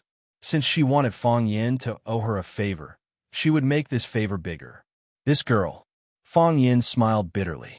He thought that with his handsome and profound knowledge, he would definitely be liked and favored by girls. However, he had never thought of developing a relationship with his student. She is still a child, Fong Yin thought in his heart. Of course, a child with a mature mind. Fong Yin thought of another girl. He thought of the girl who cried and shouted that it was all his fault when he left with his bag. I hope everything is fine with her, Fong Yin thought in his heart. Teacher Fong Yin. A clear voice rang in his ear. Fong Yin turned around and saw Jiang Qin in his school uniform and carrying a bag at the bus stop not far away. He was looking at him with a surprised expression. Fong Yin smiled bitterly. He was thinking of Chow Chow, and here he was. Was Chow Chow doing track and field? He ran really fast. Jiang Qin quickly rushed toward Fong Yin, the bag on his shoulder swaying left and right, as if it would fall at any time. "Mr. Fong, why are you here?" Jiang Qin stood in front of Fong Yin. His eyes curved into a beautiful crescent, and his eyes were full of smiles. "I brought my student here for class," Fong Yin said. "Class?" Jiang Qin looked confused. However, he quickly pushed this question aside and said, "Then are you standing here waiting for me?" "Not really. Can you come to my house for dinner? I will ask my mother to cook something delicious for you," Jiang Qin said, and reached out to pull Fong Yin's arm. Jiang Qin.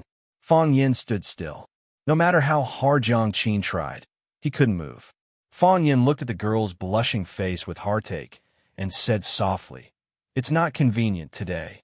"When is it convenient?" Jiang Qin grabbed Fong Yin's arm and refused to let go. She looked up at Fong Yin. "When do you say it is convenient?" Jiang Qin. Fong Yin didn't know how to explain the current situation. Adults have adult considerations and scruples, but some words can't be said too clearly to the child. Jiang Qin's eyes were red. Her beautiful eyes stared at Fang Yan's face and said, "My mother is worried that I will like you, right? Don't think so much," Fang Yan advised. "You think too much," Jiang Qin shouted angrily. "When did I say I want to like you? When did I say I want to fall in love with you? When did I? I just like to be with you. I just like to talk to you. I just like to listen to you tell me the story of the heart of the essay. I treat you as a teacher, as a friend. Why do you think so much? Why are your thoughts so complicated?" Fang Yan was speechless. Yes, although Jiang Qin was weird, she was a girl who knew how to be reserved. She was young and lively, beautiful and fashionable. However, she was also strict with herself. She was definitely not the kind of bad girl who ran to the society to fool around. In the process of contact between the two, although she spoke impolitely, she respected him in her heart. Fang Yan could feel it. The two were close and abided by the rules. It was just that he couldn't explain it to others. However, because of the dance incident, Jiang Qin's parents became suspicious. Fang Yan couldn't rent the Jiang family anymore. Children had children's thoughts, and adults had adult worries. Even if Fang Yan was a teacher, he couldn't solve the thorny problem that happened to him. "Your mother did it for your own good," Fang Yan said softly. "Yes, my mother did it for my own good. You did it for my own good." Jiang Qin's voice became louder. At this moment, the little girl's emotions completely exploded. "But I'm not good at all." Seeing Fang Yan's helpless and bitter smile, Jiang Qin slowly calmed down. She released her little hand that grabbed Fang Yan's arm and looked at Fang Yan and asked, "You won't go back anymore, will you?" "Yes." Fang Yan nodded. "The school gave me a house. You won't go to my house for dinner anymore, will you?" "I don't think there's any chance." "Then you won't answer my phone anymore? Won't contact me again?" Jiang Qin. Fang Yan looked at Jiang Qin's tear-stained face and said, "You're still a student. The most important thing for you now is to study hard. Don't think about other things. Okay?" Jiang Qin knew that she was powerless to change anything. Just as Fang Yan said, she was still a student. She was still too young. She couldn't do anything. She wiped her tears and took off the bag from her shoulder. She opened the zipper and took out a gray box from inside. "This is for you." Jiang Qin held the box and handed it over. "What is it?" Fang Yan asked. "A white shirt," Jiang Qin said with red eyes. "I like boys who wear white shirts. I like the way you look in white shirts. You must look better than anyone else in it." At that time, falling in love with someone was not because you had a car or a house, but because the sun was shining that afternoon and you wore a white shirt.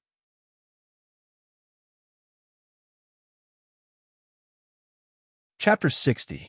Under the warm light, the aroma of the steak filled the room.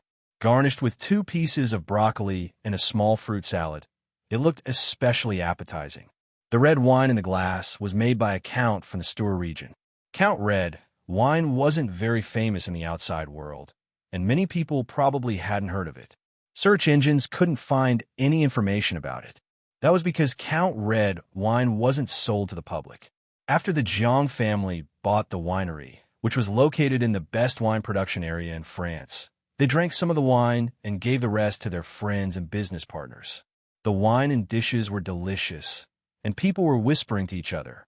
The atmosphere at dinner was quite harmonious.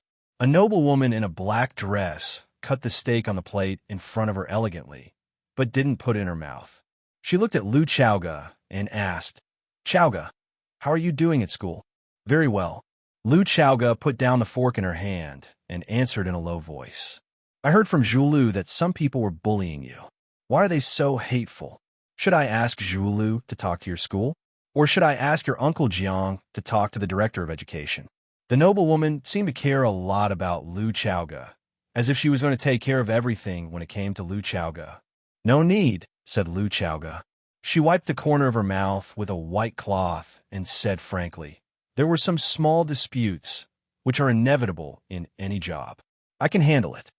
"That won't do. Our Chaoga is so outstanding. Why should they bully you?"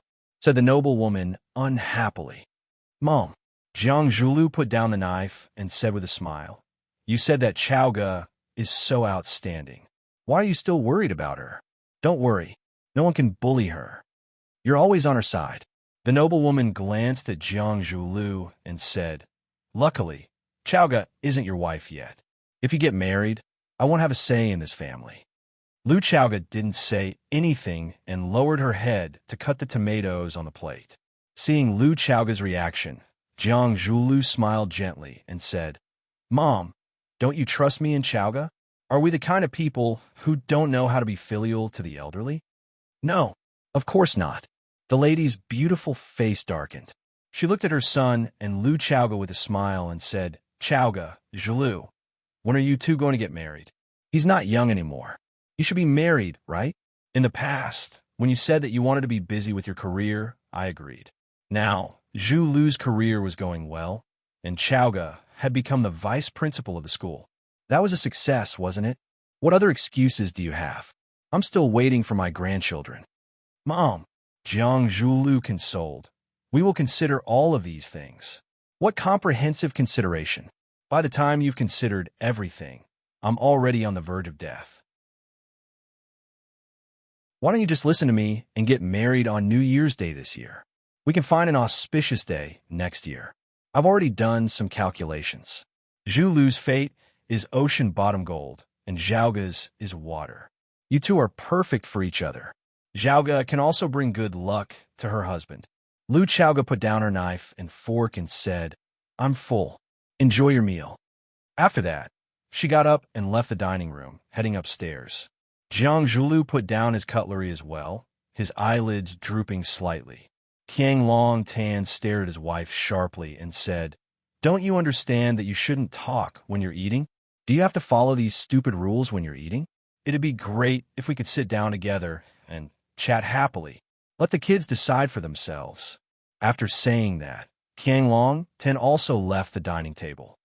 "Hey, old Jiang," the rich woman called out. Seeing that her husband was ignoring her, she said to her son angrily, "Look at your father. Are you his biological son, or is Lu Chaoga his daughter? Why are both you and your father talking about outsiders? Are you going to let me stay in this house anymore?" "Mom, it's not like I don't know father's personality." Jiang Zhulu sat down next to his mother and held her hand. "He always doted on Zhaoga more when we were little. I'm used to it. He's good to Zhaoga. Am I not doing the same for Zhaoga? It's because I'm too good to her that I want her to become our Jiang family's daughter-in-law." The rich woman grabbed Jiang Zhulio's hand and said, "My son is so outstanding. There are so many girls who want to marry into our family. Mom, how can you praise yourself like that?" Jiang Zhulu laughed. "I'm your son. Of course you think I'm good in every way. It's not just me who thinks you're good. The entire Jiang city thinks you're good." The rich woman said proudly, "Otherwise, why would the four talents of Huaqing only choose you? Ing Xue, Lan Shanggu, and Lu Shu? Which one of you isn't the most beautiful and talented in our Huaqing?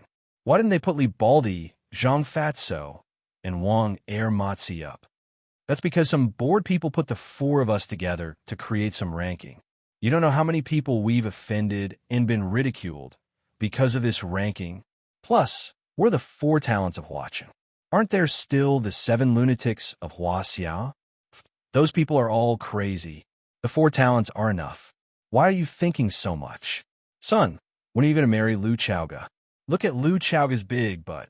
She looks like she's going to give birth to a son. I have experience in this area." In the Jiang family's mansion, Lu Chaoga had a room of her own. Ever since her parents passed away, Lu Chaoga moved in. The Jiang family treated her well and treated her like their own daughter, especially Qiang Long Tan, who treated her even more attentively than his own son, Jiang Zhulu. Although Mother Jiang, Renjing, was a little naggy, she was also very tolerant and took care of her. Jiang Zhulu treated her well too. However, it was also because everyone treated her well that Lu Chaoga always felt like her whole body was covered by mucous membranes, making it hard for her to breathe. It was so heavy that it made her feel uncomfortable. She looked down at her chest. Other than her full breasts, there wasn't much clothing. Maybe it was because her breasts had grown a little. It was really annoying to have to take her wherever she went. She took out the jade guanine from her neck and gently held it in her palm. A trace of coolness passed through her, and her restless mood gradually calmed down. This was worn around her neck by her mother when she was very young, and it was her most precious ornament. Because of the long time, many details of her life had been forgotten. However, when she held this jade guanine, some fragments of her life with her parents would naturally flow into her mind. It was like a floodgate of memories. When it was opened, the tide of memories would surge out. When it was closed, the water would recede, and she couldn't remember anything. Knock, knock. There was a light knock on the door. Lu Chaoga walked over and opened the door. Qiang Long Tan stood at the door with a loving face and said with a smile, "You haven't eaten enough, have you? Do you want the kitchen to send you another bowl of soup?" "Uncle, no need. I'm full." Lu Chaoga refused. "Come in and have a seat." Qiang Long Tan walked into the room and sat down at a small table on the balcony. "Chaoga, make me a cup of coffee. You make the best coffee in our family. Even your aunt and Zhulu can't compare to you." Lu Chaoga didn't secretly rejoice at the praise. She went to the cabinet and took out a cup of coffee, then carefully steeped it. It wasn't freshly ground coffee beans, but as long as it was carefully steeped, it would have a very extraordinary taste. Lu Chaoga put a cup of coffee in front of Qiang Long Tan, then pulled out a chair and sat across from him. Qiang Long Tan took a sip of the coffee, letting the bitter aroma reverberate in his mouth. Only then did he look at Lu Chaoga and say with a smile, "It's been so many years, and you know what your aunt is like. She likes you, and that's why she's always trying to make our families closer. She doesn't mean any harm." "I understand," said Lu Chaoga indifferently. "Of course, it's really annoying to talk about this kind of thing too much. I'll have a good talk with her and ask her to stop pressuring you on this matter. Young people should solve their own problems. Why should old people like us get involved?" Lu Chaoga was grateful in her heart, but her face was as calm as a mirror. "Uncle, let's not talk about it. I don't want to put you in a difficult position." "What's there to put me in a difficult position?" Qiang Long Tan put down a cup of coffee and said seriously, "I'm trying to reason with her. Does she want to quarrel with me? Besides, talking about this issue over and over again is like bullying others and trying to get back at her." Qiang Long Tan looked at Lu Chaoga with pity and said, "You came to our Jiang family when you were 6, and I've always treated you as my own daughter. Whether you want to be Jiang Zhulio's wife or not, you're a part of our Jiang family. No one will treat you as an outsider. Don't feel any pressure on this matter. If you like Jiang Zhulu, then be with him. If you don't like him, then kick him aside. I trust in Chaoga's taste, and I believe that you'll be able to find a man you like. You're the one in charge here, and no one is allowed to interfere." "Thank you." Lu Chaoga was finally touched, and she thanked him again. "There's nothing to thank me for." Qiang Long Tan waved his hand and said, "There's no need for thanks between father and daughter. You're always treating yourself as an outsider. That's not good." Lu Chaoga smiled, but didn't say anything. No matter how well the Jiang family treated her, she still felt a deep sense of loneliness. There was one kind of irreplaceable feeling that was more peaceful than love, more enduring than friendship, and more touching than family. People looked forward to it every day when they were away from home. People got tired of each other when they returned home. That kind of feeling was called father and mother.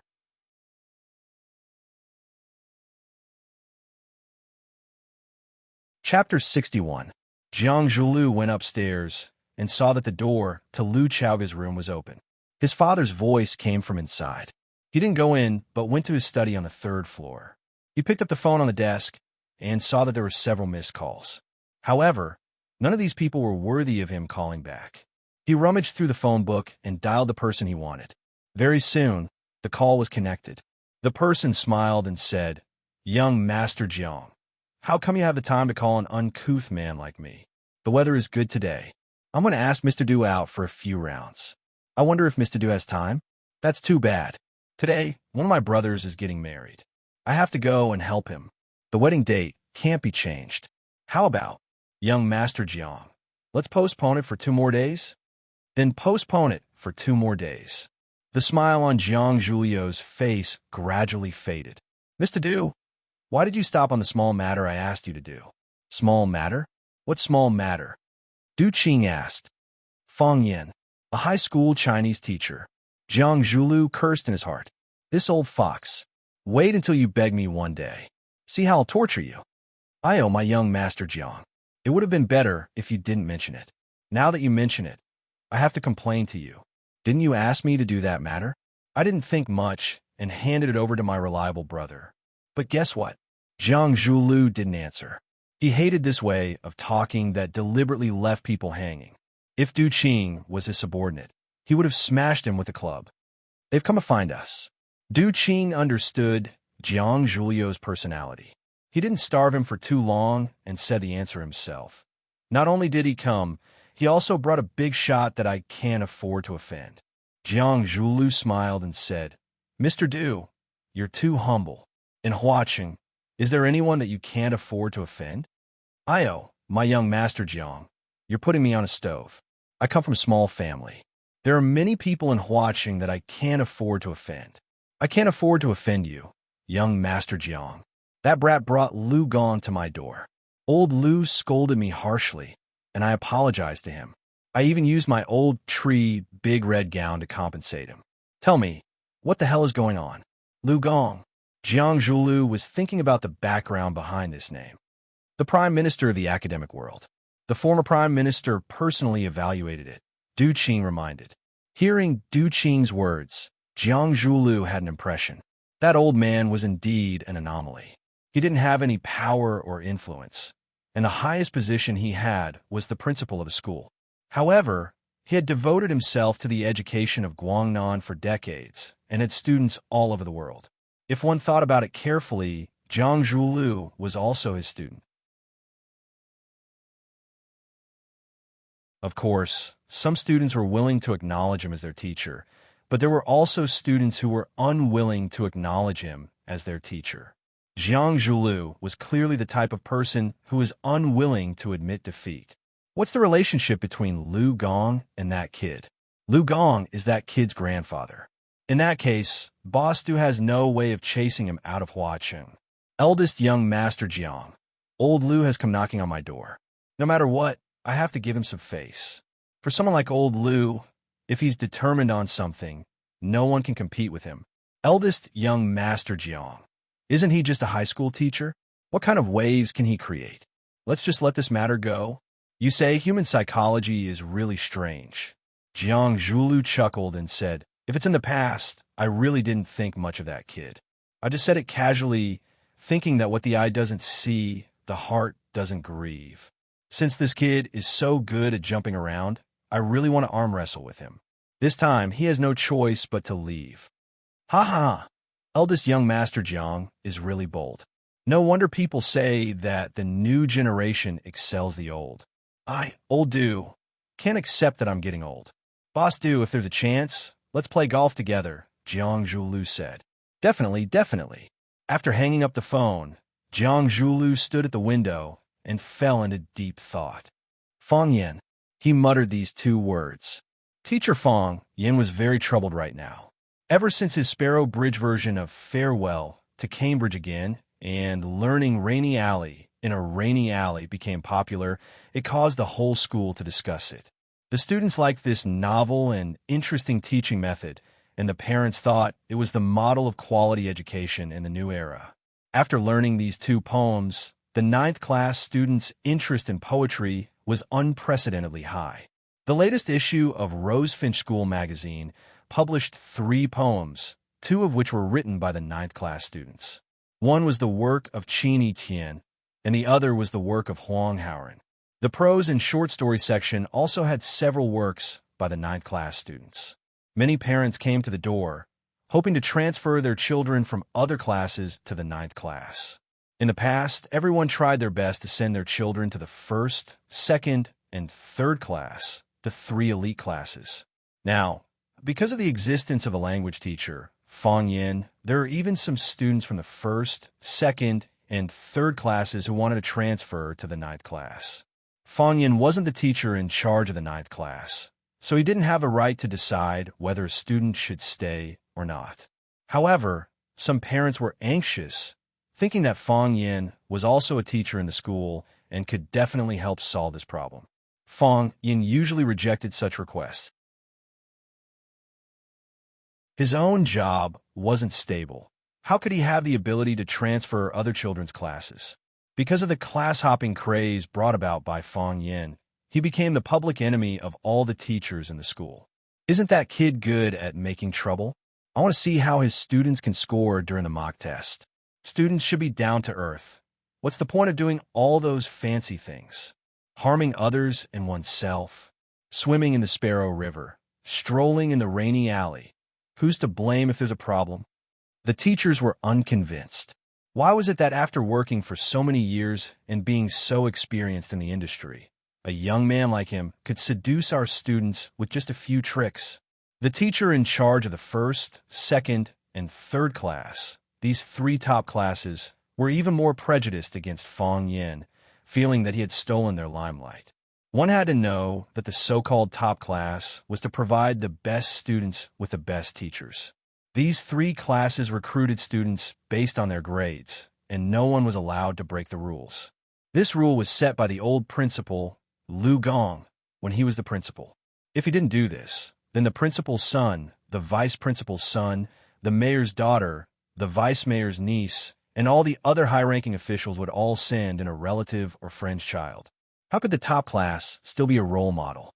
This was also the reason why Zheng Guodong, the director's son, Li Mingxiang's son, Li Yang, and the teacher in charge of the ninth class, Chen Dahai's son, Chen Tao, were not able to enter the small class and could only be assigned to the ninth class. It was fine if the teachers from other classes hated Fong Yin. After all, they were direct competitors. The problem was, even the teacher in charge of the ninth class, Chen Dahai, hated Fong Yin to the core. Chen Dahai had repeatedly lost in front of Fong Yin. This was nothing new. The worst thing was, he had been the teacher in charge for so long, and those students had never thought of transferring to him. Now, Fong Yin had only been here for a month, and those students were fighting to be the first to vote. Wasn't it obvious who was better and who was worse? Therefore, Chen Dahai's heart was filled with anger, and he looked like he could explode at any time. Fong Yin turned a blind eye to his aggressive attitude. During class and after school, when he ate, he didn't even put him in his eyes. This made Chen Dahai feel even more insulted. When Fong Yin was standing on the podium, a boy stood at the door of the classroom. Reporting. The boy shouted with a clear voice. Fong Yin turned around and was stunned by the boy's handsome appearance. Isn't this guy the young version of Louis Koo? When Louis Koo and Li Ruodong acted in The Legend of the Condor Heroes, he was still a pretty boy. Later, he took this self-deprecating route, which made him one of the three most influential black stars in Hong Kong. Wow, it's Tang Chung, a girl exclaimed. Tang, why is he in our class? Isn't he in the first class? What is this guy doing here? Fong Yin frowned. It seemed that this guy was very famous. What's the matter? Fong Yin asked. I'm here to report, Tang Chung said with a smile. When he grinned, two charming dimples immediately appeared on his face. So handsome, another group of infatuated girls exclaimed. Report? Fong Yin looked at Tang Chung and said, Are you a student of the ninth class? From now on, yes. Tang Chung handed over the paper in his hand and said, This has Principal Zhang's signature. It's Principal Zhang again. Fong Yin cursed in his heart. This old guy pushed Qin Etian over, making him live in fear every day, for fear that if he was not careful, she would take the opportunity to take him down. Now, there's Tang Chung. Does he think that the ninth class is an entertainment company? Handsome boys and beautiful girls kept recommending him to this class. Fong Yin took the paper and looked at it. There was indeed Zhang Xiaofeng's handwritten letter, and it was also stamped with the school's seal. It should be true. Which class were you in before? Fong Yin asked. The first class. Tang Chung said. Huh. Fong Yin was even more depressed. Another one from the first class? Aren't you adding fuel to the fire? Isn't the first class fine? Why did you come to the ninth class? Fong Yin asked. Because Qin Etian also came. Tang Chung looked at Qin Etian in the last row of the classroom and said enthusiastically, I was afraid that she would be lonely here. Wow. There was another burst of exclamation. However, this time Fong Yin didn't understand what the students were shouting about.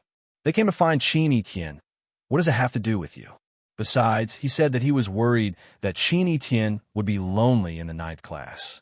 Didn't he mean that except for him, Tang Sheng, no one else was worthy to be Qin Etienne's friend? This kid's tone was really arrogant. Of course, I also want to know the famous teacher Fong Yin in the school. Tang Sheng took the initiative to extend his hand to Fong Yin and got along with Fong Yin with the etiquette of an adult and said, "Mr. Fong, please advise me in the future."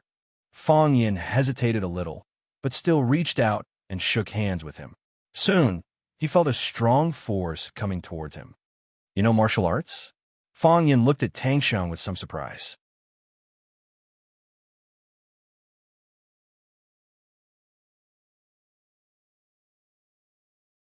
Chapter 62. A person who knows martial arts is what we call a person who practices martial arts. In Yinjing dialect, it refers to a person who practices martial arts. Tongqing's ancestors used to make a living as escorts.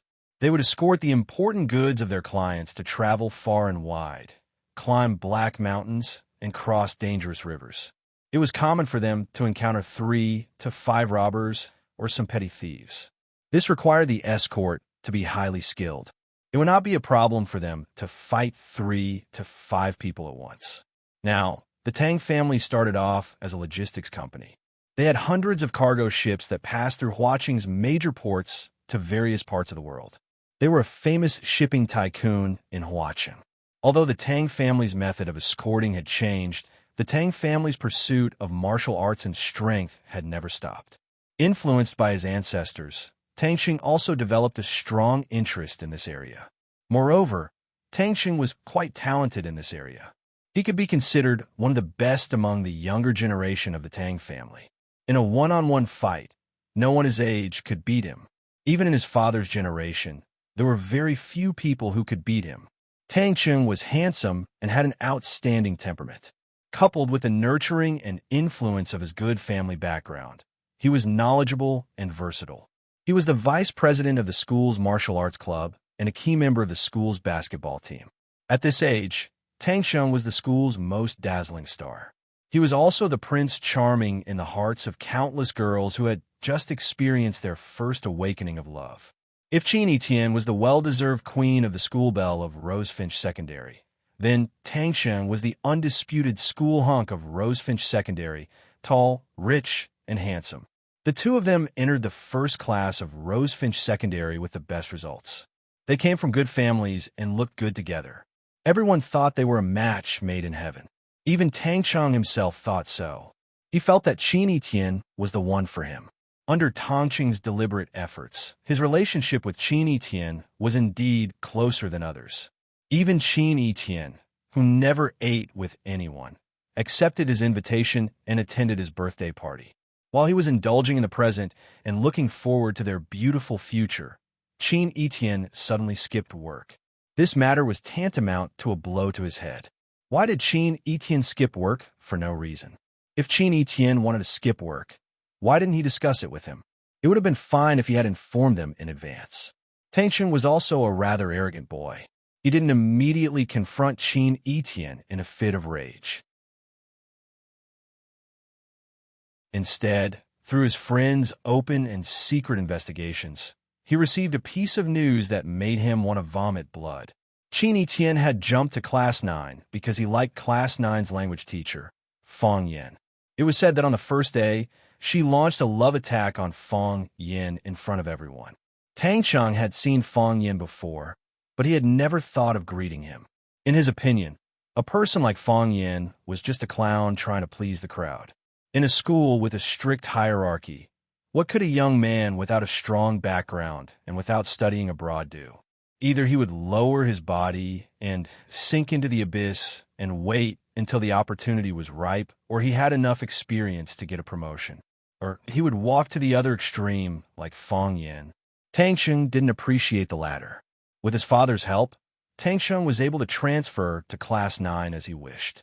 It was difficult to jump from another class to a lower class, but to transfer from a lower class to Class 9, This was difficult for many people in the school to understand, and it was something that had never happened in Rosefinch Secondary's many years of existence.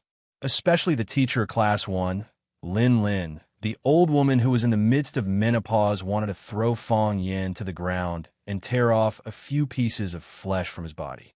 Qini Tian left. Tang Xing also left. Was Class 1 still Class 1 now?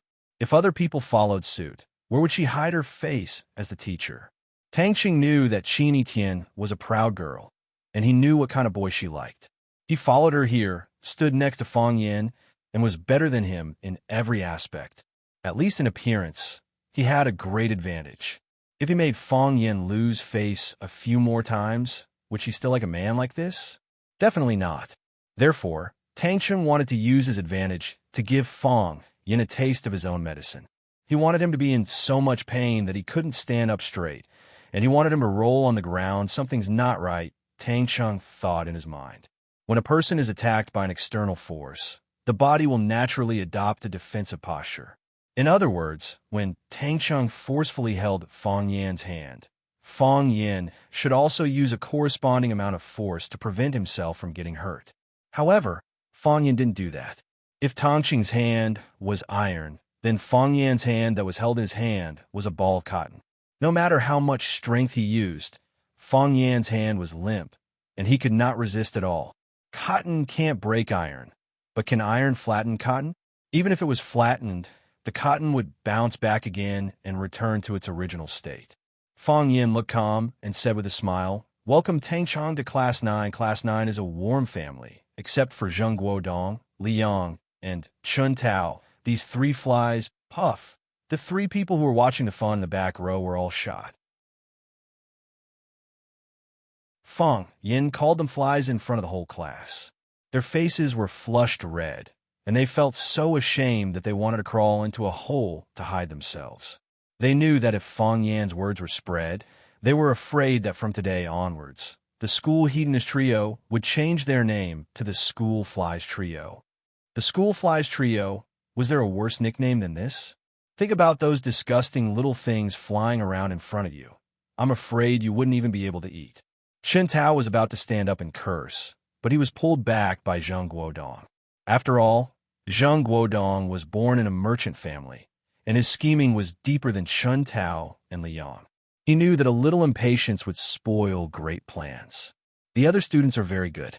They are like diligent and cute little bees, waving their wings every day to collect pollen and make nectar. They are our closest friends. Everyone laughed. If Fong Yin had just described them as little bees, they wouldn't have thought that it would be a surprise. However, he first described Zheng Guodong and the other two as flies, and then said that the others were bees. When comparing the two, the comedic effect was quite obvious. Many people looked at Zheng Guodong, Li Yang, and Chun Tao with mocking expressions. Zheng Guodong and the other two held their heads high as if nothing had happened, but in their hearts, they were extremely vexed, embarrassed, and angry. Tang Chong did not laugh. Not only did he not laugh, but a hint of anxiety appeared in his eyes. No matter how much strength he used, he could not hurt Fong Yin at all. Steel was still steel, and cotton was still cotton. He felt that his palm was getting harder and hotter. Even his uncle, Tang Yi, the martial arts fanatic who had practiced the Tang family style for decades and reached the God realm, would also be a little abnormal when he competed with him in strength. Fong Yin did not. It was as if he did not grab his hand at all, or rather, he was not grabbing his hand at all. It's only right for me to teach you. You're the student, and I'm the teacher. I have the responsibility to pass on the knowledge I know to you. A master can lead you through the door, but cultivation depends on the individual. Just like Zheng Guodong, Li Yang, and Chun Tao, I tried very hard to teach them, but they were unwilling to learn. It's as if I was trying to kill them by forcing them to learn. To put it bluntly, what does it have to do with me, whether they learn or not? Am I right? Zheng Guodong and the other two were shot in the chest once again. Tang Chong did not answer. He was still exerting his strength. He was exerting his strength to show Fong Yin his strength. But why was this guy not reacting at all? Tang Chong, I don't think you're a bad person. You'd better not hang out with those three flies. They're notorious in school now. Other than their kind, the flies, no other students are willing to hang out with them. Don't let them ruin you. Leon was about to cry. Teacher, I'm your student too, all right? Don't bully me like this, okay? If you insult me like this in public, my dad will fight you to death if he finds out. Fong Yin seemed to have heard Li Yang's inner voice. He shook hands with Tang Cheng as he turned around to look at the back row and said, I'm sure you guys are not convinced by what I said. Now, in front of everyone, I'll give you a chance. You give me a reason to respect you and I'll immediately apologize to you in front of everyone. I'll take back everything I've said just now. Zheng Guodong, Liang, and Xintao looked at each other and thought seriously. No one came to mind. Fong Yin sighed softly and said, I don't ask you to respect your teachers and unite with your classmates. I don't ask you to have high personal quality and cultivation. Even if you have the cheek to say that you're filial to your parents at home, I'm willing to pretend to believe you. I can't verify this kind of thing, can I? But you don't even dare to say this. Don't even dare to tell a lie. Is this the only advantage you have? The reason you don't dare to say it is not because you don't want to lie. It's because you don't realize that this is a virtue worthy of respect. Am I right? Fong Yin turned to look at Tang Sheng and said, Student Tang Sheng, take this as a warning. You're all students, and the first task now is to improve your studies. Don't learn from Zheng Guodong and the other two, always playing tricks behind the scenes to harm teachers and bully classmates. Fong Yin leaned close to Tang Sheng and whispered, Let us father and son have a private word. Even if you want to beat me up, you have to learn the skill first before you do it, right? Tang Sheng stared with his eyes wide open. Does this guy understand everything? He stepped back and wanted to loosen his grip, but found that his hand couldn't break free from Fong Yan's grip. Fong Yan's palm, which was as soft as cotton a moment ago, suddenly became as hot as steel. A ferocious force crazily surged into his palm. Plop! Tongqing's knees went soft, and his body knelt down in front of Fong Yin. Fong Yin hurriedly bent down to help him up and said reproachfully, How can you worship a teacher like this? It's not popular now. This kid is touched. You're tuning in to the Romance Rendezvous YouTube channel. We're so grateful for your support, and don't forget to subscribe to join us on this incredible journey through captivating stories. Your generosity through donations truly makes a world of difference, as it's the primary source of revenue that allows me to expand and enhance this channel for you. Thank you from the bottom of my heart for being a part of this adventure.